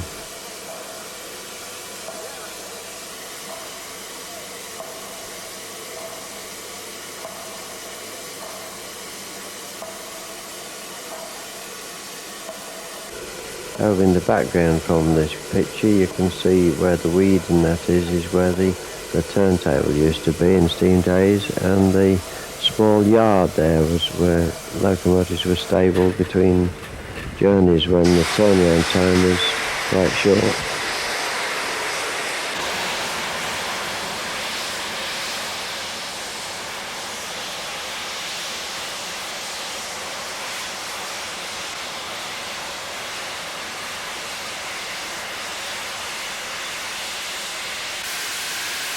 Standing next to the cab is Tony speaking to the traction inspector, who is Gareth Jones. He's from Bescott.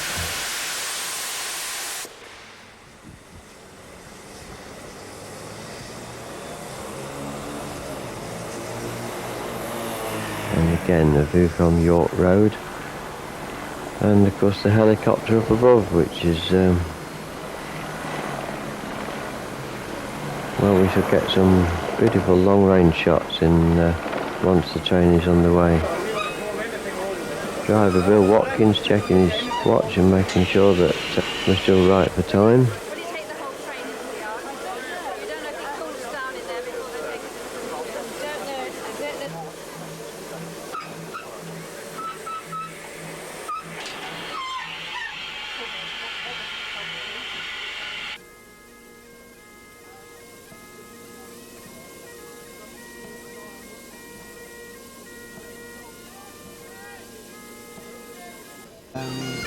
No.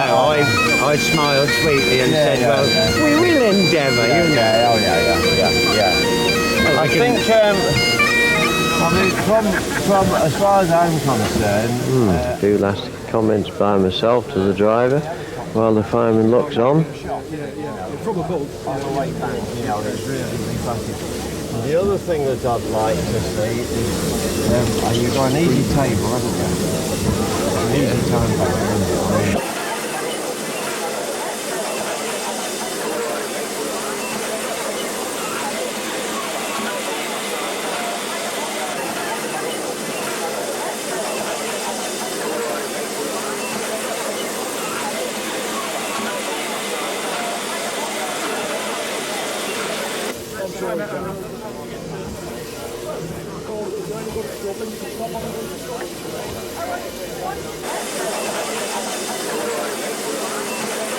I think by now that most of the passengers are now on the train, and the fireman is in fact trying to make sure he's got the corners etc. right from his point of view.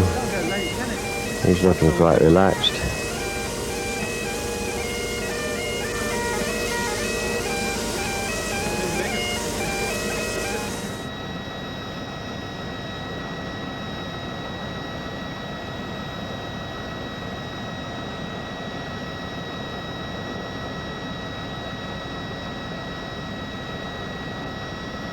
As I said, it's 31 years since it went out of there, and it's been electrified since that time.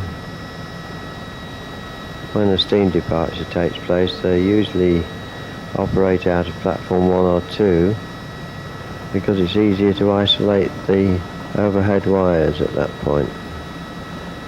And although no one was silly enough to try it, we believe that they were isolated on this day.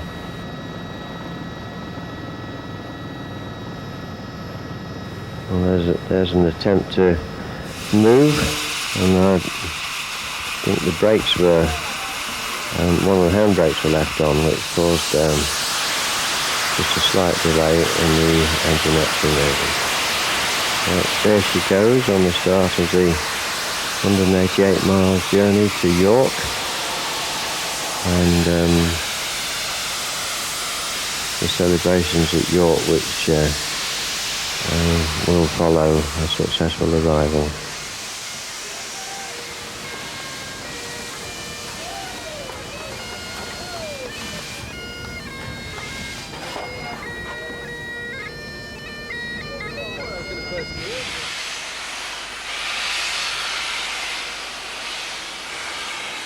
Three generations of locomotives in that picture,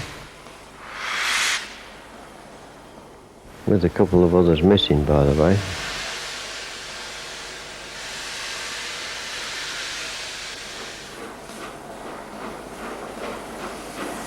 The funny thing is that the last time it departed from this station in its service days, it had a double chimney, as it has today. Because when it was bought for preservation initially, Alan Pegler, who didn't like the double chimney, had it removed. But, performance standards have changed a bit, and many other standards have changed, and we thought it very prudent to put it back on now.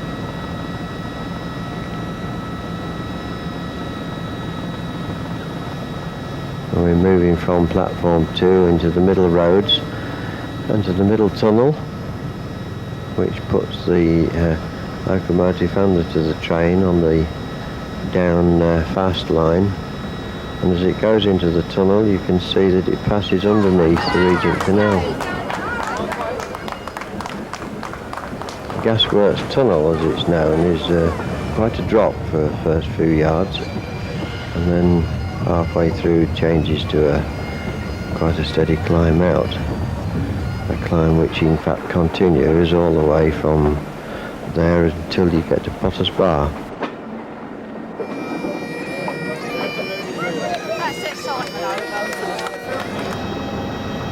This is the north end of Gasworks Tunnel, waiting for the exit of the train from Gasworks Tunnel.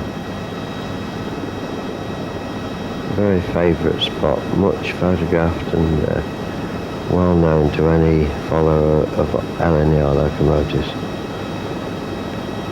A spot known as Belle Isle. There used to be a signal box here, and the lines that go off to the right are in fact the lines into the old King's Cross Goodyard and into Top Shed, an area now which is very dilapidated and not fit to talk about as a railway site at all. Under the bridge of the North London line,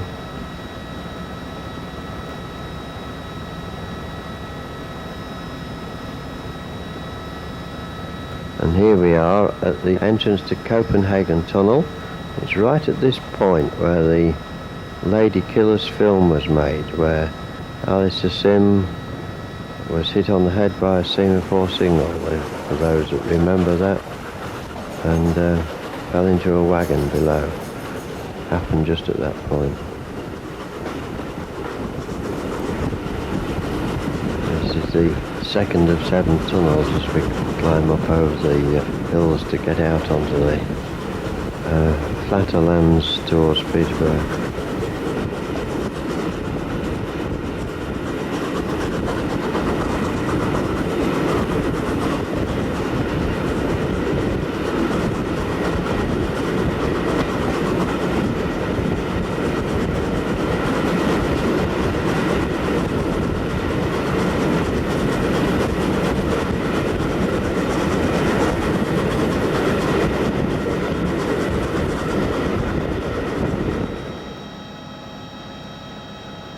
The north end of Copenhagen Tunnel.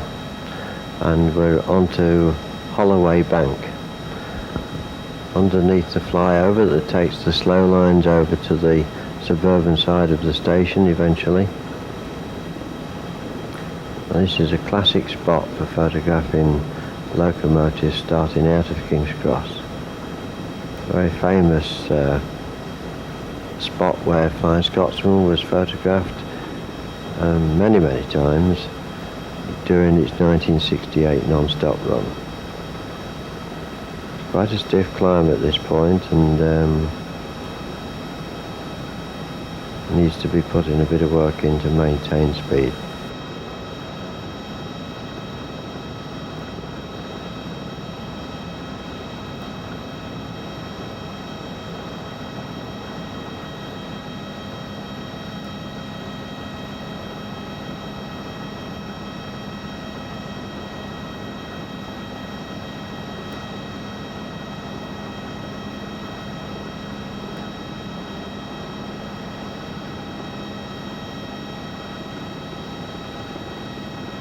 I think our driver was a bit cautious. He's not working the engine very hard at all. There's a view of passengers who have now settled down to enjoy the journey before they start to be served with their drinks and food, etc. The first round of coffee is already coming.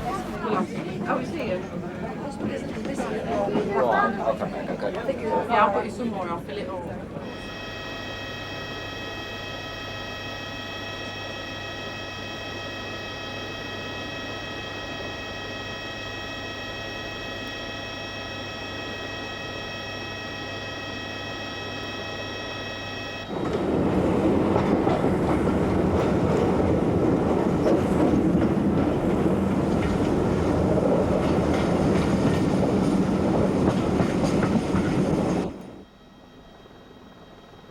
And we're going round by Finsbury Park, and the old shed number of 34G.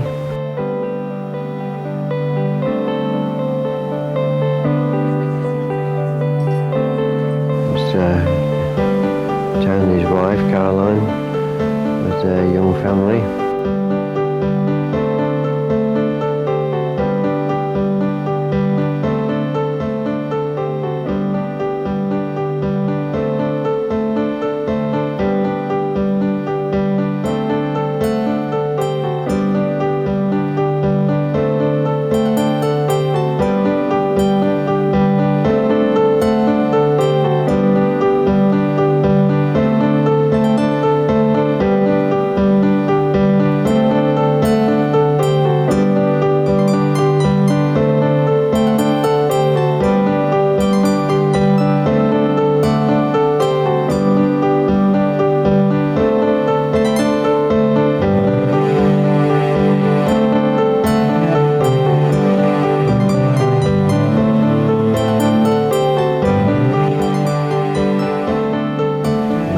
Approaching Finsbury Park.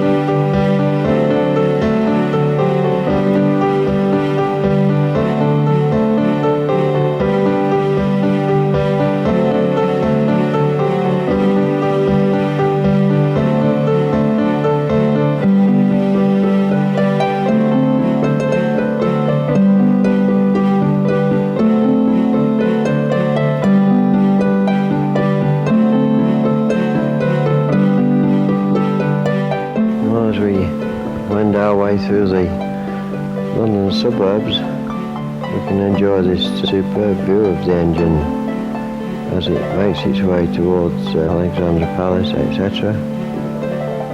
You can also see that on the side of the smoke box there's a steam leak, and this was the first time that had become apparent, but took quite some tracing. It was eventually traced to a hole which was 1/4 inch in diameter, which was caused whilst remachining the cylinder bore. It took quite a long while to find it.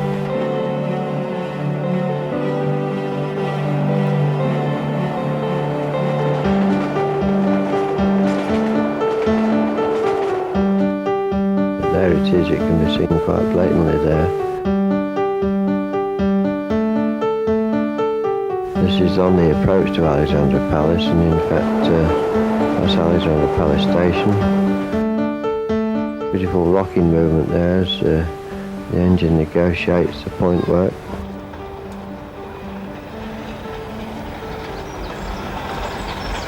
That sort of movement is quite violent when you're on the footplate.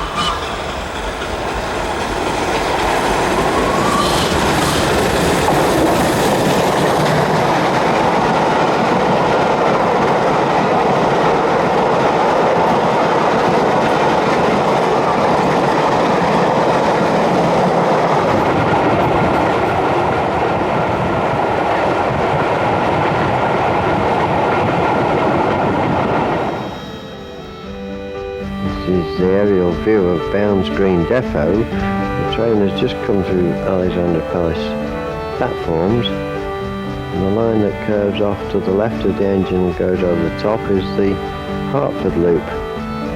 A large building on the left, of course, is Bounds Green Depot.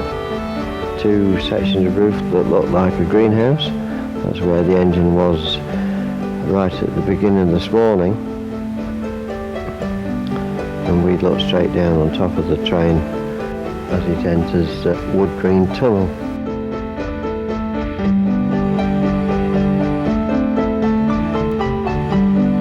There's the exit from Wood Green Tunnel with its 3 bores.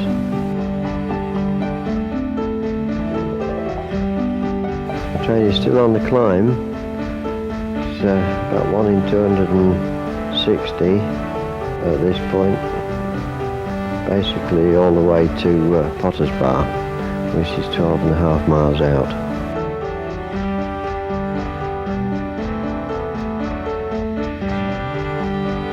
Gradients don't make too much difference to electric trains. It doesn't cause the driver to have to work any harder on an electric. On a steam engine, gradients make a lot of difference. And the fireman has to make certain he's got the fire right and he's provided enough steam for the driver to climb the gradient.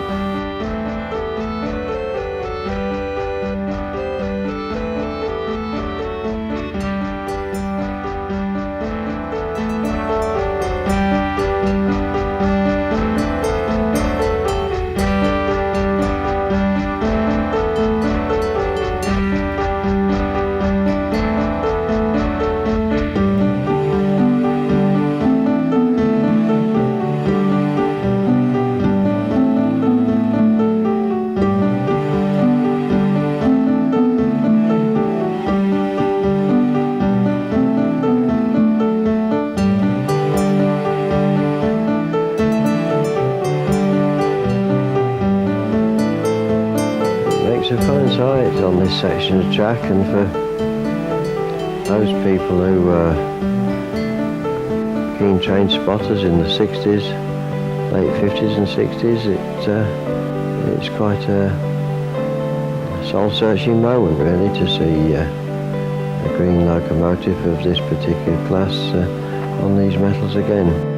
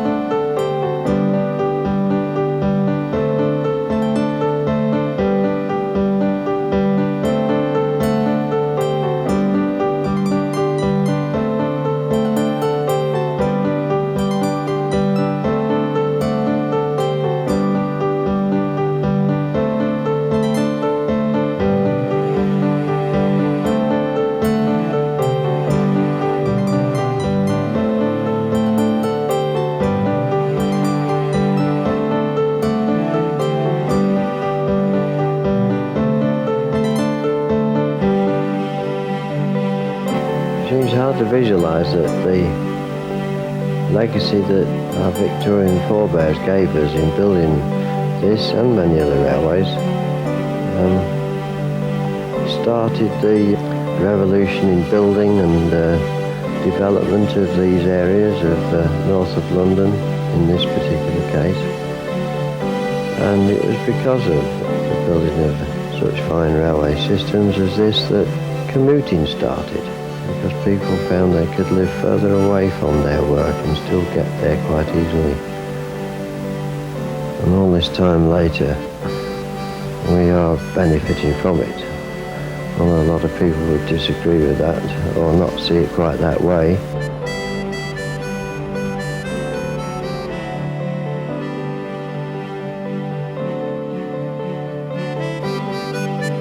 We're heading now to Potter's Bar, where we're due to stop to pick up passengers, and we'll have our first measure of what sort of performance we are getting. Potter's Bar is in fact a notable point, particularly for firemen. 12.25 miles from London, from King's Cross. All that 12.25 miles is climbing. If the driver in fact is in a hurry to keep time or gain time or whatever, then the fireman in fact is the one that catches it in terms of having to work hard.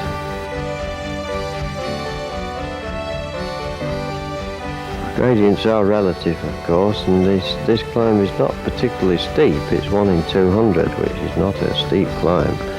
But of course, you need to equate that with the fact that trains are expected to pass this point in a time that would have meant that they were doing a good 60 mile an hour for a long distance. From sort of Wood Green onwards, there would have been around 55 to 60 mile an hour and still accelerating, and that's when the gradient starts to tell.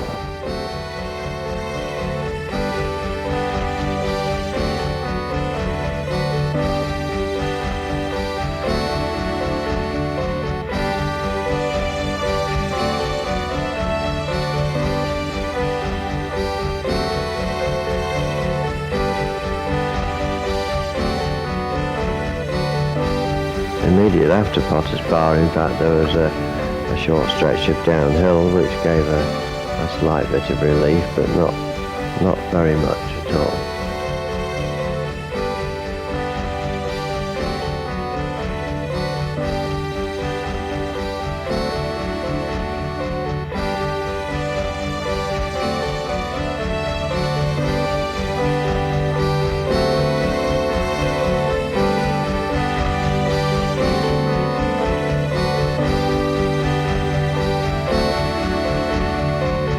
GNR Electric on the Downfast line, off on its way to Edinburgh, passing us with ease.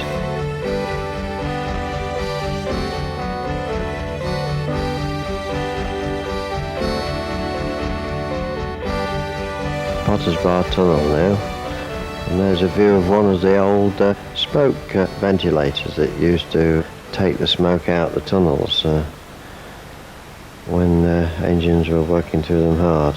This is Potter's Bar station, and you can see that the fireman is taking advantage of the non-requirement for steam by rebuilding his fire.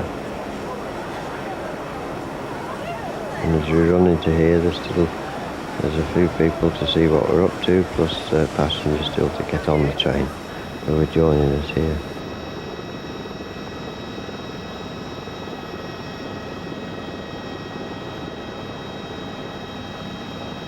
Quite a long train to put in a platform of that size. The platform is long enough, but it does require the train to be positioned quite accurately, and to make sure the paying passengers are not stepping out onto the line, it was necessary to take the engine and the first coach, the support coach, off the platform.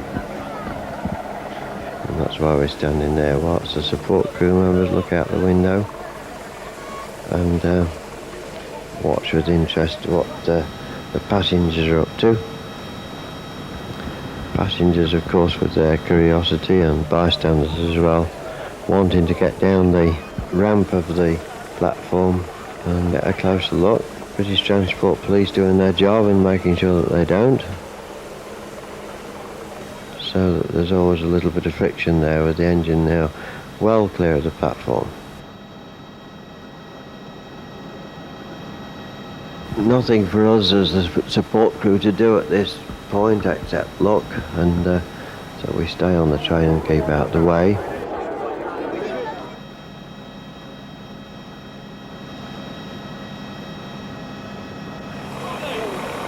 Signal from the station staff that we're right to go.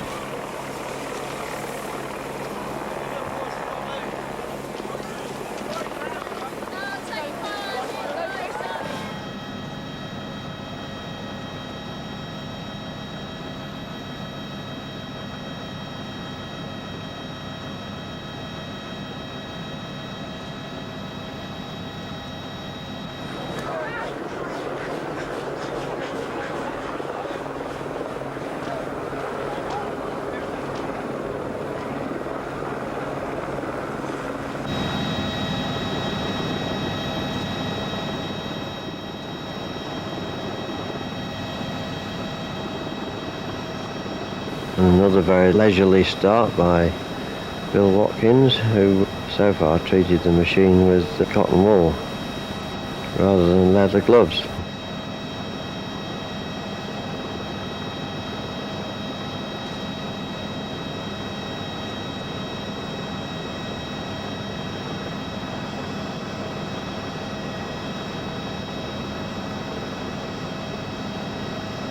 There's a great deal of nostalgia about steam locomotives, but and it has a history, and it's done a lot of things, and a lot of people have seen it throughout its life. But at the end of the day, it is a machine, and its purpose is to haul trains, and it should do that to the best of its ability. That is, of course, in conjunction with the crew. And their skill is to get the best out of the machine, get the best performance with the minimum usage and wastage of water and the minimum usage and wastage of coal.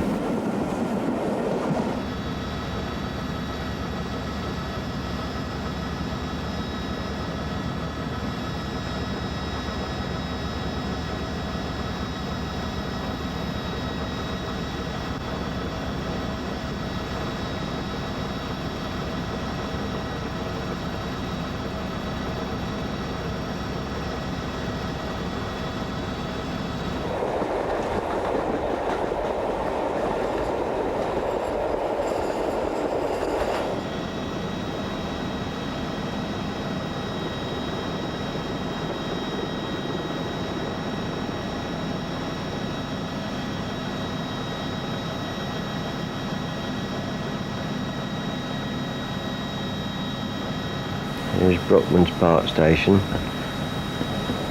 Brookman's Park is, of course, well known for another reason as well, because there's a beacon here that guides aircraft on their way into Heathrow. So in aircraft language, Brookman's Park is well known.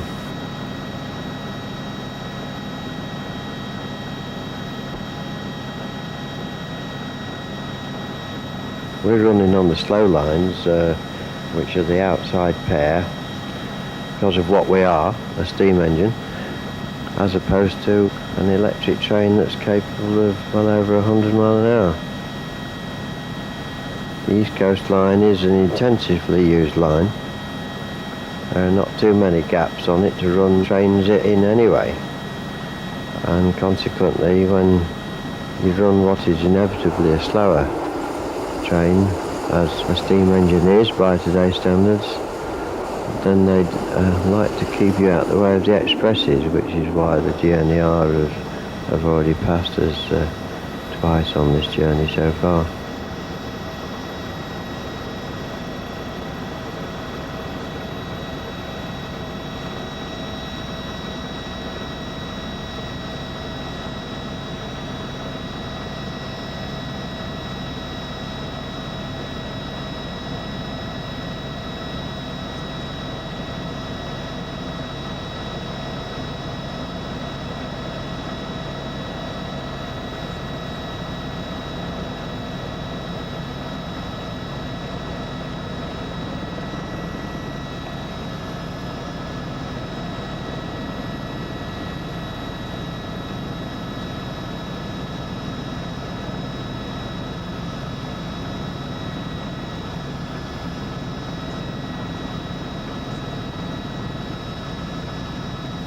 whether it's a slow lines or not, it's still a fine sight, and those on the line side would have been absolutely delighted, I think, with the view that they got.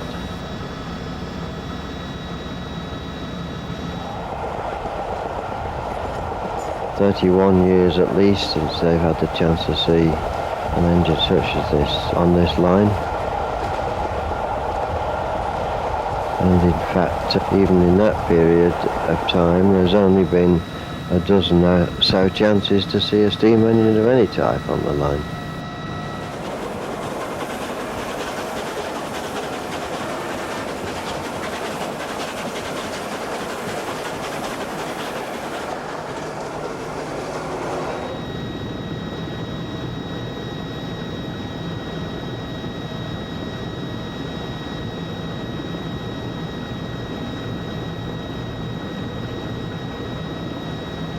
The Class 86 that is still on the back is there for insurance purposes.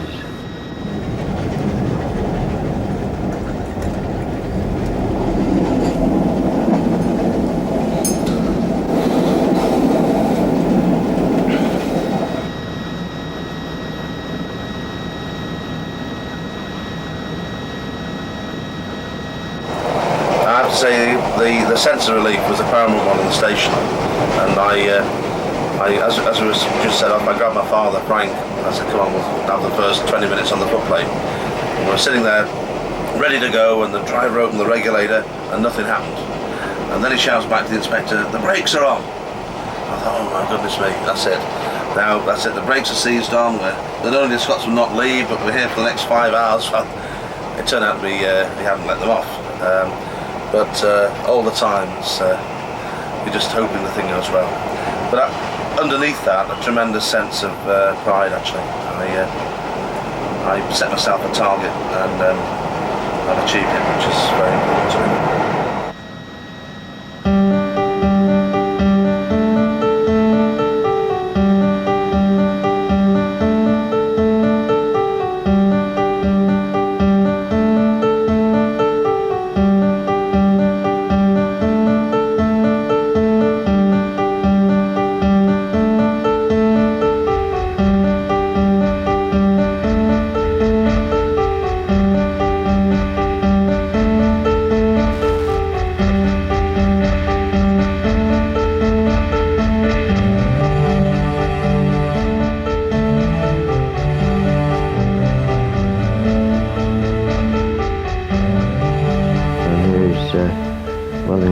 City, 20 miles from London now.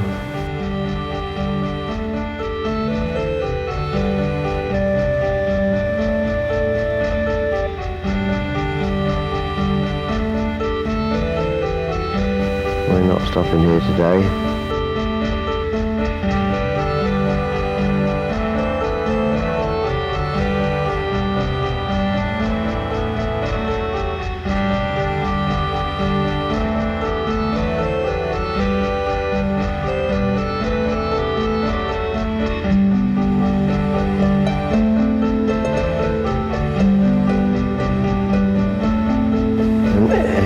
Just about to go on to Welling Viaduct.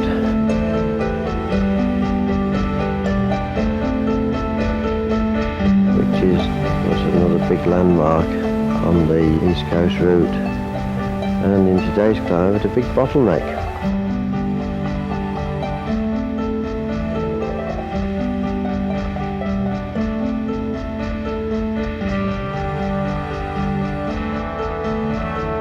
Once over this viaduct into Welling North Station, and then Welling South Tunnel and Welling North Tunnel. 2 tunnels quite close together. This helicopter view of what we're doing gives a terrific view of all these stations and how much ground is let over to car parking. Byproduct of the commuter industry, of course.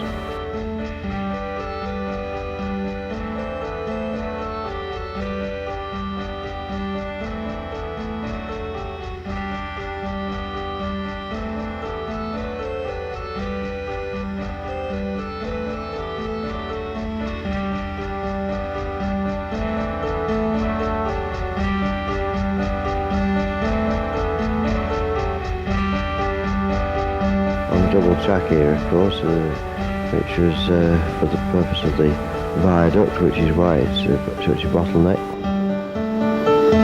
Here's to 4472, and the next poor bugger who in 70 years has to restore it, as I said at the toast. Good health. Delicious.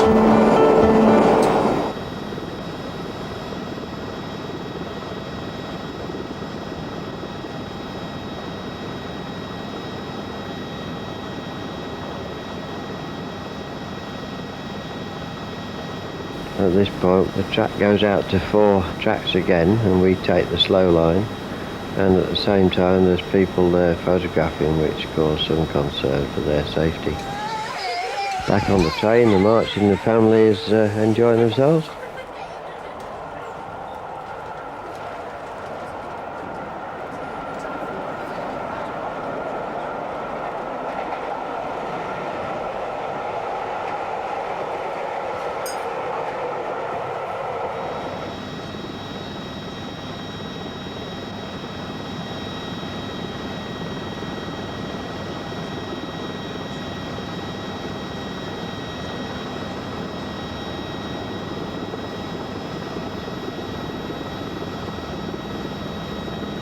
Looking at the way the locomotive has been worked at the moment, it is in fact being worked very lightly.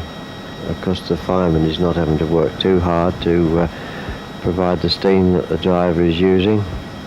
One of the other jobs that the fireman must do, of course, is to make sure that the water level is maintained correctly at all times in the boiler, and to do this he must use the injectors to put the water in as required. There are of course 2 injectors, a live injector and an exhaust injector.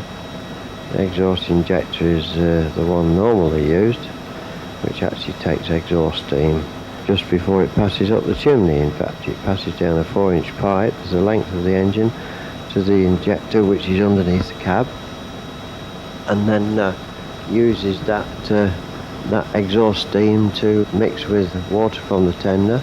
It condenses, and in so doing gives it velocity and pushes it into the boiler against the boiler pressure. On a journey such as this, you would normally expect the exhaust injector to be on for most of the time.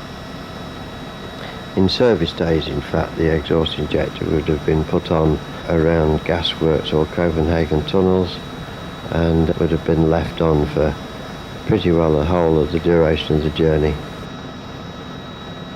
It would have been supplemented from time to time by the live injector when the fireman wanted to wash the floor down, which is a practice that was very common, of course, to keep the dust quiet and to keep the footplate relatively clean.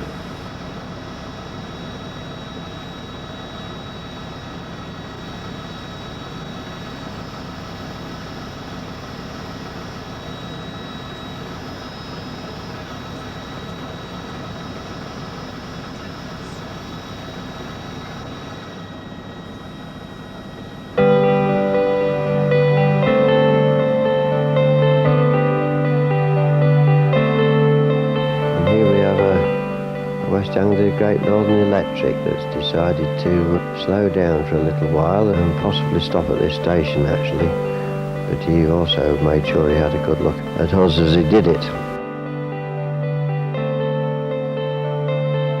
Yes, he's obviously stopping at Stevenage whilst we went straight through. We're probably going as fast as we've gone so far on this part of the journey.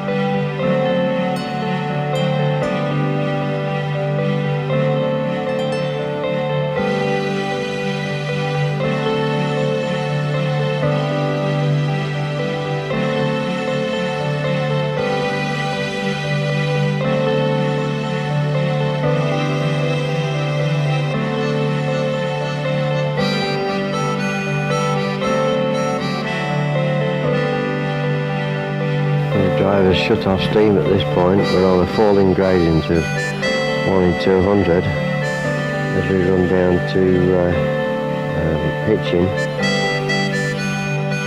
Hitchin, of course, is the point where there's the junction for the Cambridge line, going round the corner to Letchworth, Baldock and Royston and Cambridge, and then on to Ely and King's Lynn.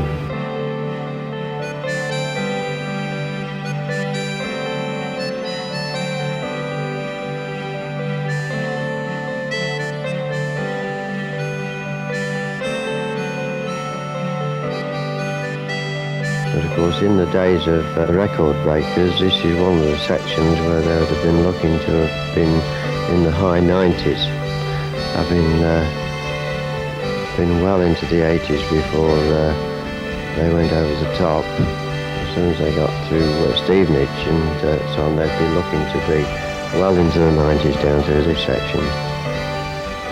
But of course, they would have been on the main line and not on this one.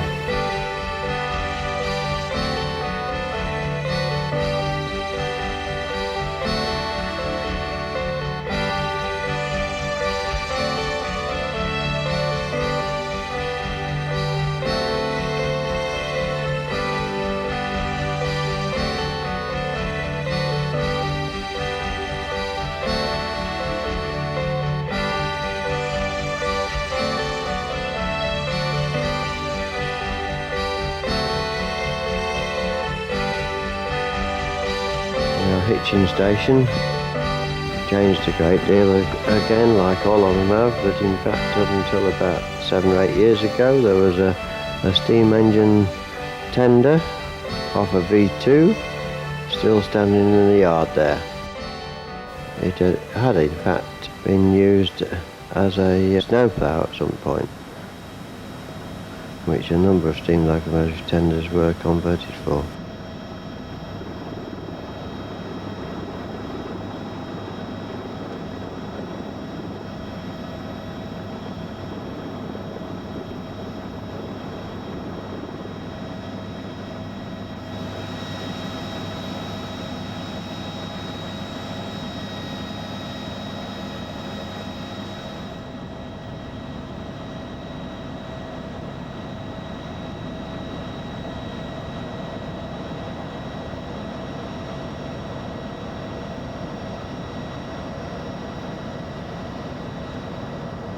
As of course we're moving on to the racing ground here through 3 counties and on towards Arlesey and then Sandy in Bedfordshire, getting fairly close to the section of line where Silver Link did 100 miles an hour in 1935 on its press run, and in fact where it did something like 43 miles at 100 miles an hour, and in the Dade did 70 miles at over 90 miles an hour,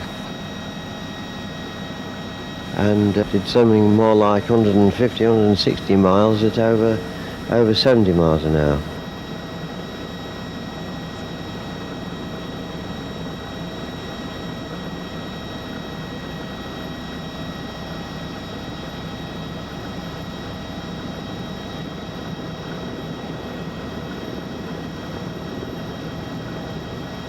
All this railway track here carries railway history, going back to the beginning of railways. And it's all significant history, which in fact was, at each stage, was usually a landmark in railway history generally.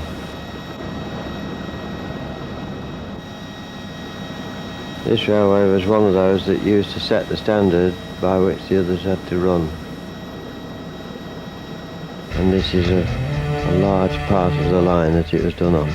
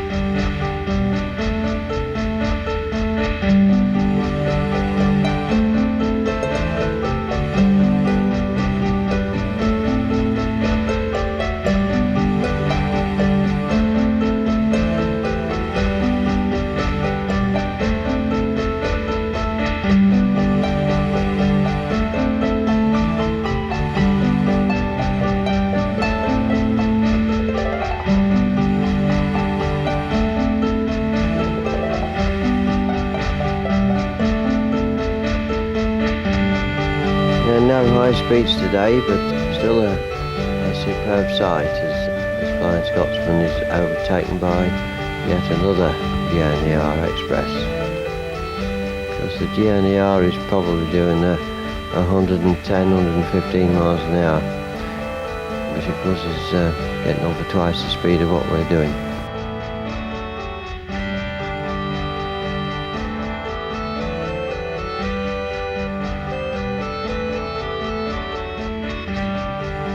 Steam to spare.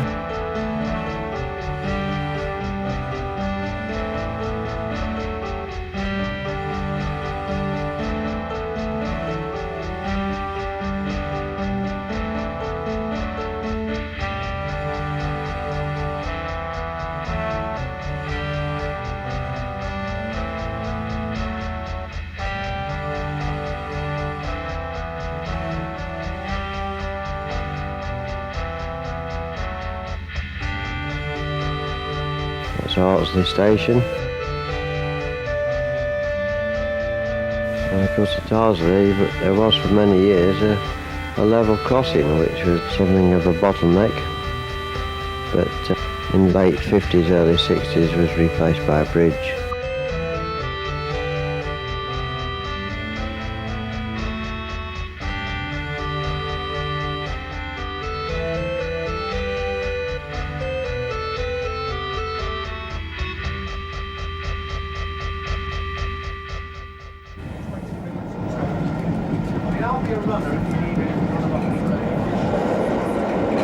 And from here we went across the fens and approached Peterborough. Peterborough again, of course, is what's changed since Flying Scotsman was last here, with straightening out of the tracks, and where in steam days there used to be a tortuous restriction here, even for trains going straight through, down to about 30 miles an hour. Now the line speed through Peterborough is 115.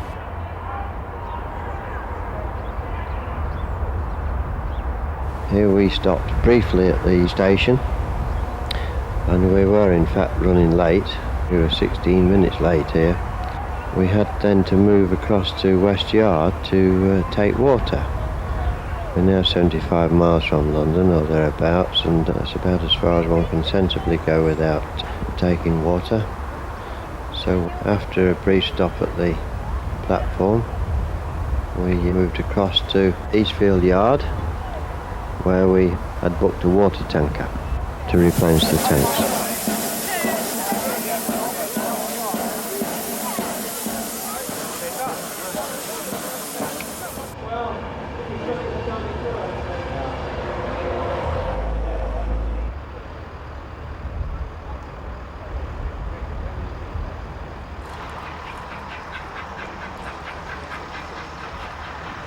Large crowds out to see us again here, but of course Peterborough is very much a railway town. The engine was very, very well known here in its service days, of course. And although it's 31 years since it ran out of King's Cross, it's not 31 years since it's been on the East Coast Main Line. Because in 1983, the engine, on 3 consecutive Sundays, it hauled trains from Peterborough to York via the East Coast Main Line. So it's the bottom 75 miles that it's had such a long absence from.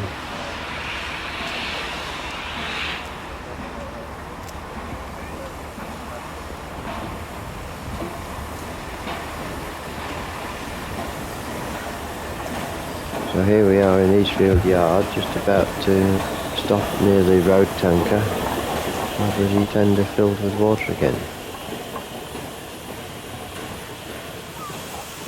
This is conveniently out the way of the main line itself, as can be seen by the GNER train in the background. And here's the water tanker with 4,000 gallons on it.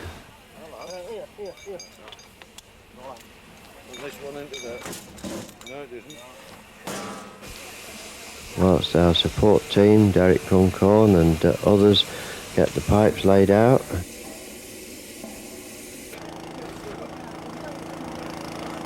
pump started, and now it's a question of just getting the quantity until the tank is filled. While this is going on, we have a crew change here. The Peterborough men get off and Doncaster men take over. One who's been at Doncaster for many, many years, and the other one who has transferred to Doncaster from York. So they've both got experience of East Coast locomotives and engines.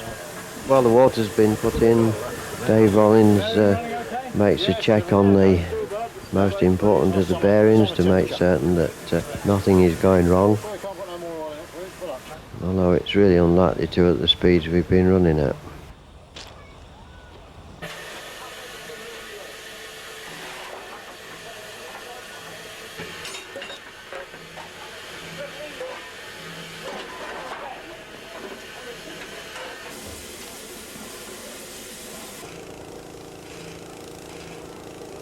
The new crew, as I say, are Doncaster men. The two men involved are now David Court and Walter Wilkinson. David Court, in fact, is making a reunion with the engine because as a young man he was a fireman who went to America with it in 1969. So it's a reunion for him. Walter Wilkinson had certainly worked the class before, but I don't know that he'd worked this particular engine.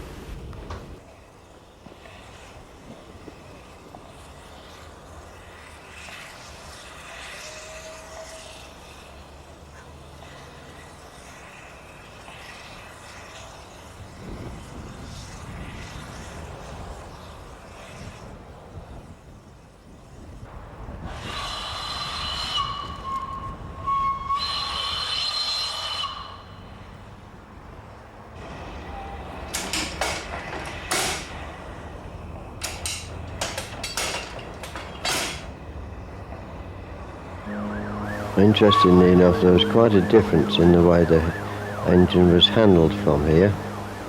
King's Cross to Peterborough with velvet gloves, and from the point of view of people who wanted to see a good performance, somewhat disappointing.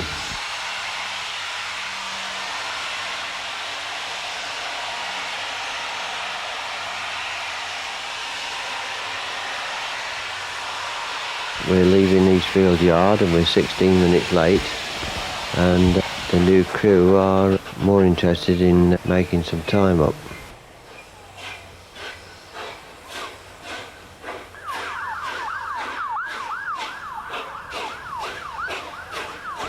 And I think already, even in that short distance, one can see that there's a little bit more determination about getting away.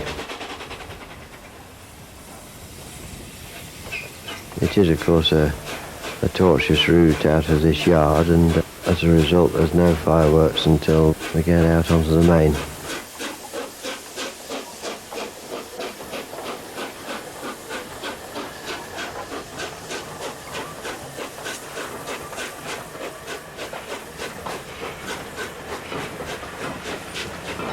The support crew still looking out the window and still enjoying every moment of it.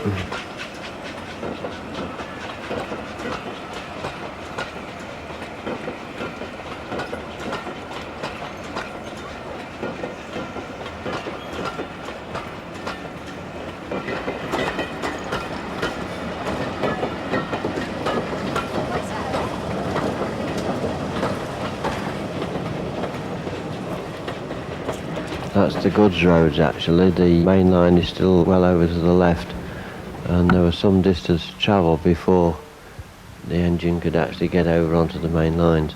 And when it did, of course, it has got to cross 3 tracks to get to the slow line on the far side.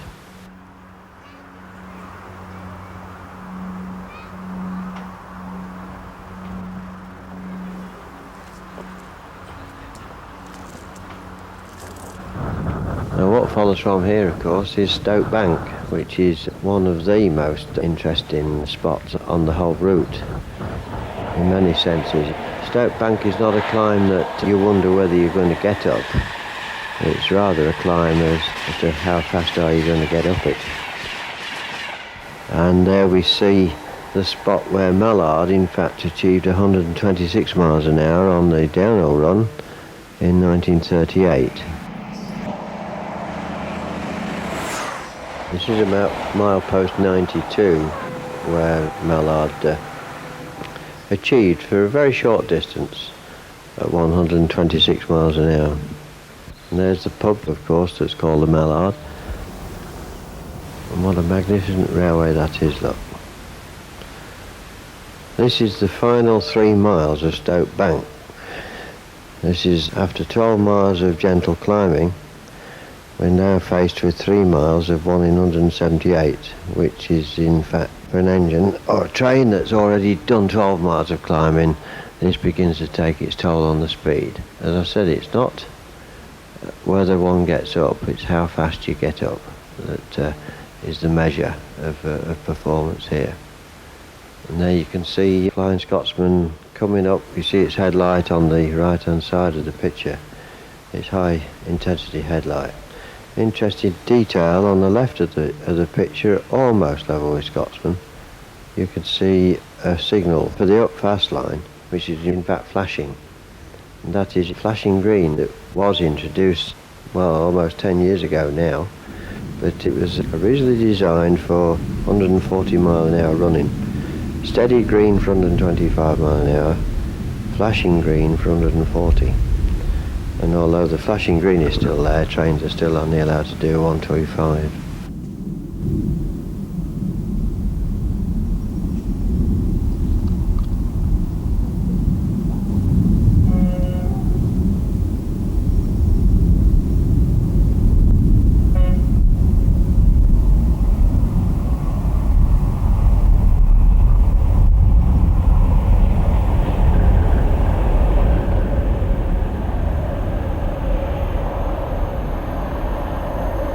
In this whole shot, the track in fact that we're looking at is close to 3 miles in length. And as Scotsman is battling up here, we have increased our speed from 62 miles an hour at the bottom of the picture to 67 miles an hour at the turnout, just beyond the point where we're standing. An increase of 5 miles an hour with 510 tonnes behind the tender on a 1 in 178 grade is in fact no mean achievement. And at this point the engine is putting out around 2,300 horsepower. We're now doing faster than we've done any part of the journey. We're on the worst part of the climb.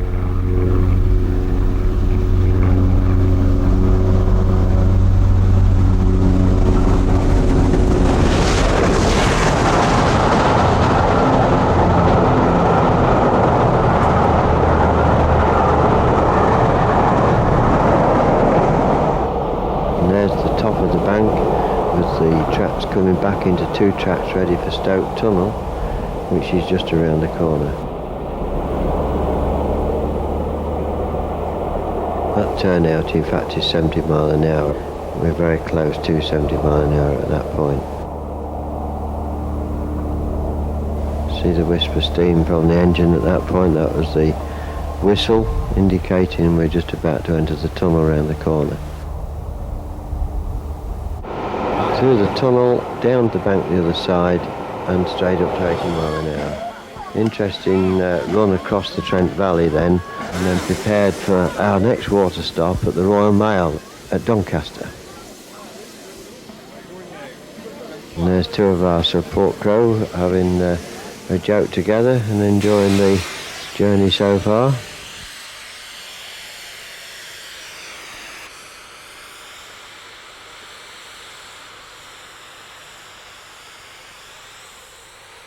This platform was used because of its proximity to a road to get the tanker in and also to be out the way of the main line.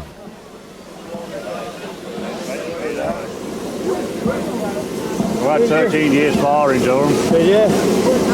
We've just done 45 miles at 75 miles an hour. You ain't done bad with her. So, you've done pretty well. Yeah. I think if she'd gone or not, she'd have done it by now. She would have done it. You'd have done it between King's Cross and Peterborough if she'd have gone anywhere. Well, we got the right hand big end a bit warm, but It was a bit warm at Peterborough. It's a little bit hotter now, but the trouble is you're not taking any oil. Then we had a problem. The water tanker that was to supply us with water, the pump on it wouldn't start, or at least it started then failed. A small petrol pump at the tanker itself. Without this we were going to be in real trouble. There's a hydrant in plant, isn't it? There's an hydrant across on...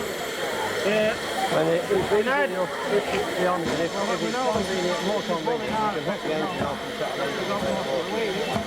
Alright. But you'll obviously you'll have a train cooking for that. So we're quickly making arrangements to take the pipes up and move the train into the station as quickly as possible, much to Railtrack's annoyance, and simply to say that we've got to have a hydrant because there's no other facility.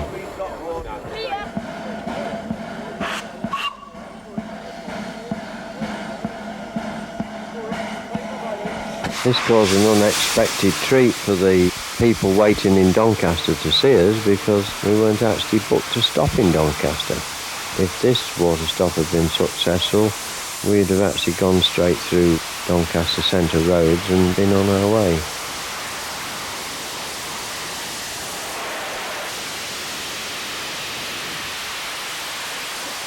We were right time at this point, having recovered the 16 minutes down at Peterborough. By the time we got to Stoke Tunnel, we were in fact back on time.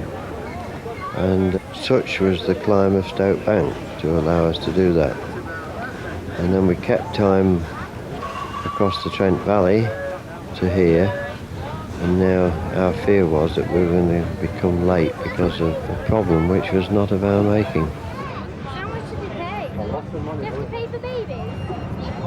The passengers on the train, of course, were now into their aperitifs and all the other goodies that they'd purchased for themselves, and I think the spirit on the train was good. We were now 2/3 of the way to York, and they believed, if no one else did, that little could go wrong now for them, so they were enjoying the privilege of riding in the train.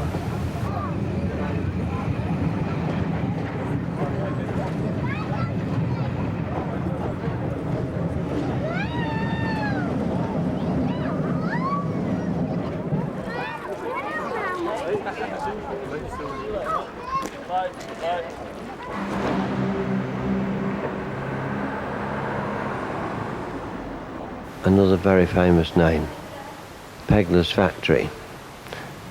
Of course, what is probably not generally known is that when Mallard broke the world speed record on Stoke Bank in 1938, the LNER asked Pegler's, who was in fact Alan Pegler's grandfather, to cast a plaque to commemorate this, to fasten on the side of the locomotive. And anyone visiting Mallard at the National Rail Museum can see the plaque on the engine. There it was cast at Pegler's, which was Alan Pegler's grandfather's. In order to recover the situation as far as water's concerned, we had to come off the train and go into a platform to the side, and caused us to be 22 minutes late from Doncaster.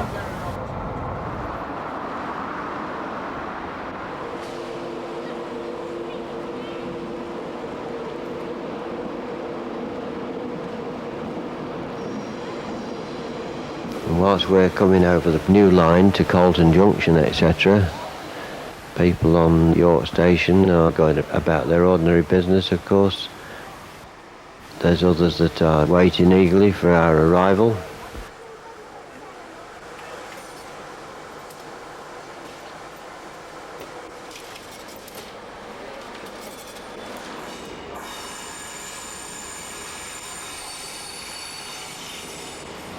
Trains of different liveries going through.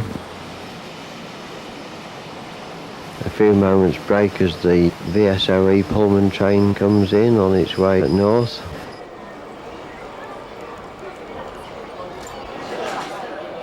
Beautiful train that is too. A lot of those carriages, of course, have been here many times before. Well, some of them were from the Southern Railway. Quite a number of them were on the Tees Tyne and the Yorkshire Pullmans.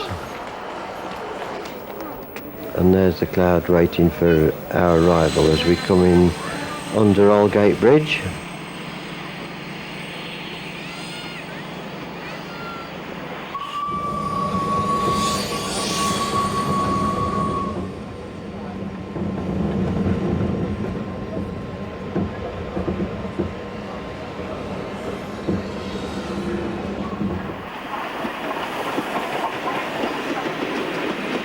Lovely sight to see it running as if it really meant to do it. We put over on that far side to keep the crowds out the way of the main platforms.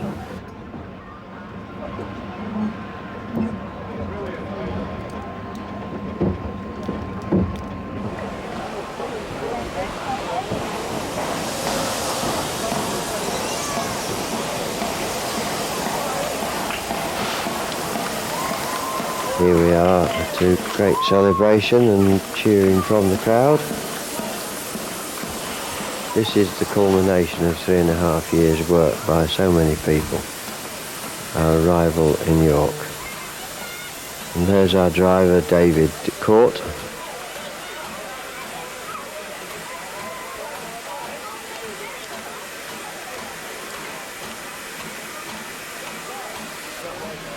Walter Wilkinson, who looks more like a miner. Walter fired on the last leg of the journey when the coal was getting low. Unfortunately, he didn't have a slacker pipe to keep the coal damp, so he caught the full force of all the dust that swirls in the tender.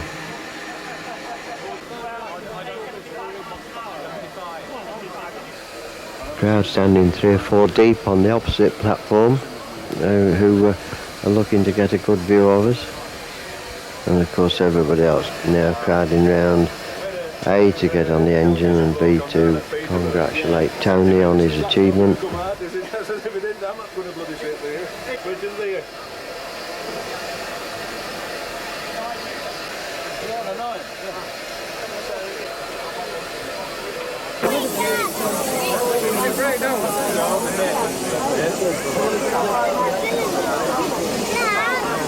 Well, today's July the 4th, the date we've all been working towards for getting the engine to York, and for the last, well, I don't know, 8-10 weeks we've been sweating on this deadline, and whilst some people were a bit more optimistic than I was, I said, well, we don't sing until we get to York. But here we are in York, and we've had a very good run. The engine's performed very well, and very well indeed.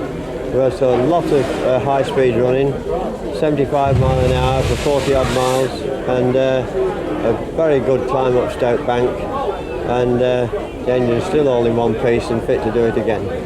So we're delighted. Congratulations. Just tell me exactly how you feel. Great.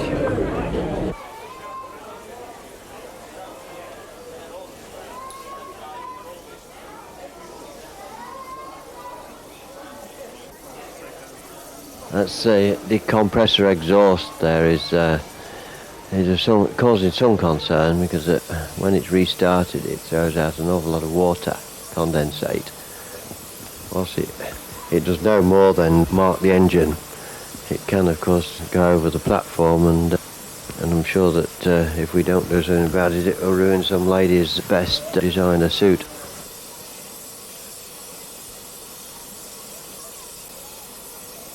Well, obviously I'm very pleased indeed. It's a great emotional day for me personally, and also for Roland Kennington and the volunteers. I have to say my immediate emotion is relief.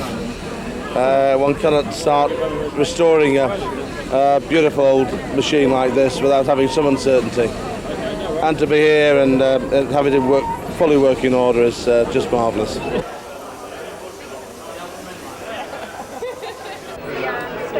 Well, there's our support crew people enjoying again the attention of the crowd. Little boy who's got his piece of coal as a keepsake. Dave Court. Walter Wilkinson, who did the driving up Stoke Bank. And here we are, preparing to move off now to York Museum, where we're going to stay for the following week.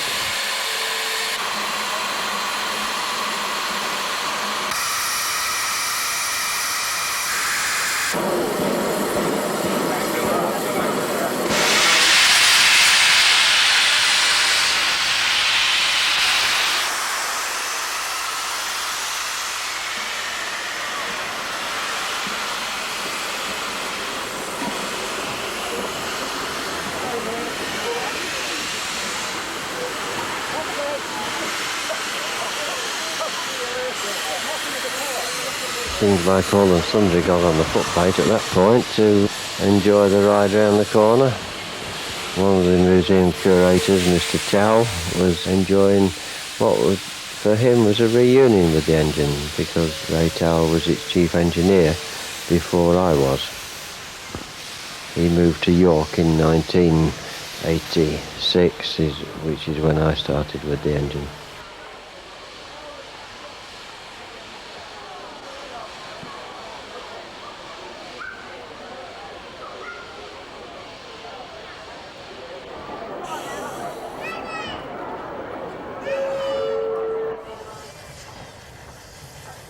And yet another crowd to greet us in the National Railway Museum's car park.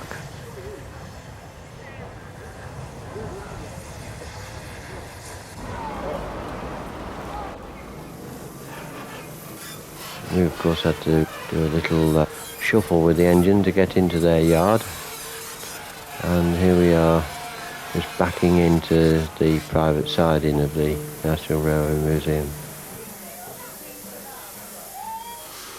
At this point we stopped there and waited a while until the crews had gone and a lot of the fuss had died down, and then we started to do the things that were necessary to put the machine to bed for a while.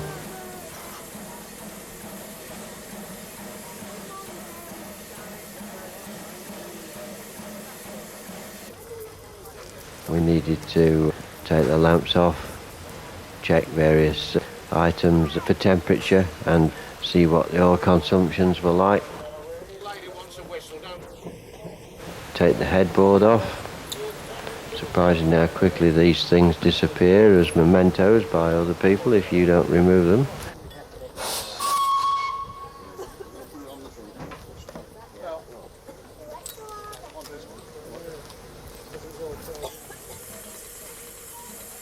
I mean, when we got over the top, we went straight up to 80 mile an hour over the top of through the tunnel and down the bank. We were 80 mile an hour, got round the corner for, inside to Grantham and got yellows, and in fact was brought to a dead stand just round the corner from Grantham Station.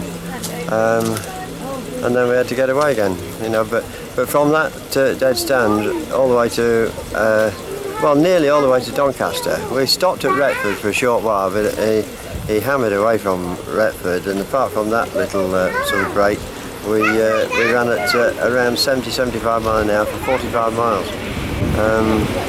So there can't be a lot wrong with it. Well, this is the end of a long day, a momentous day. What we're now doing, in fact, is have a quick look back at the highlights of the whole journey.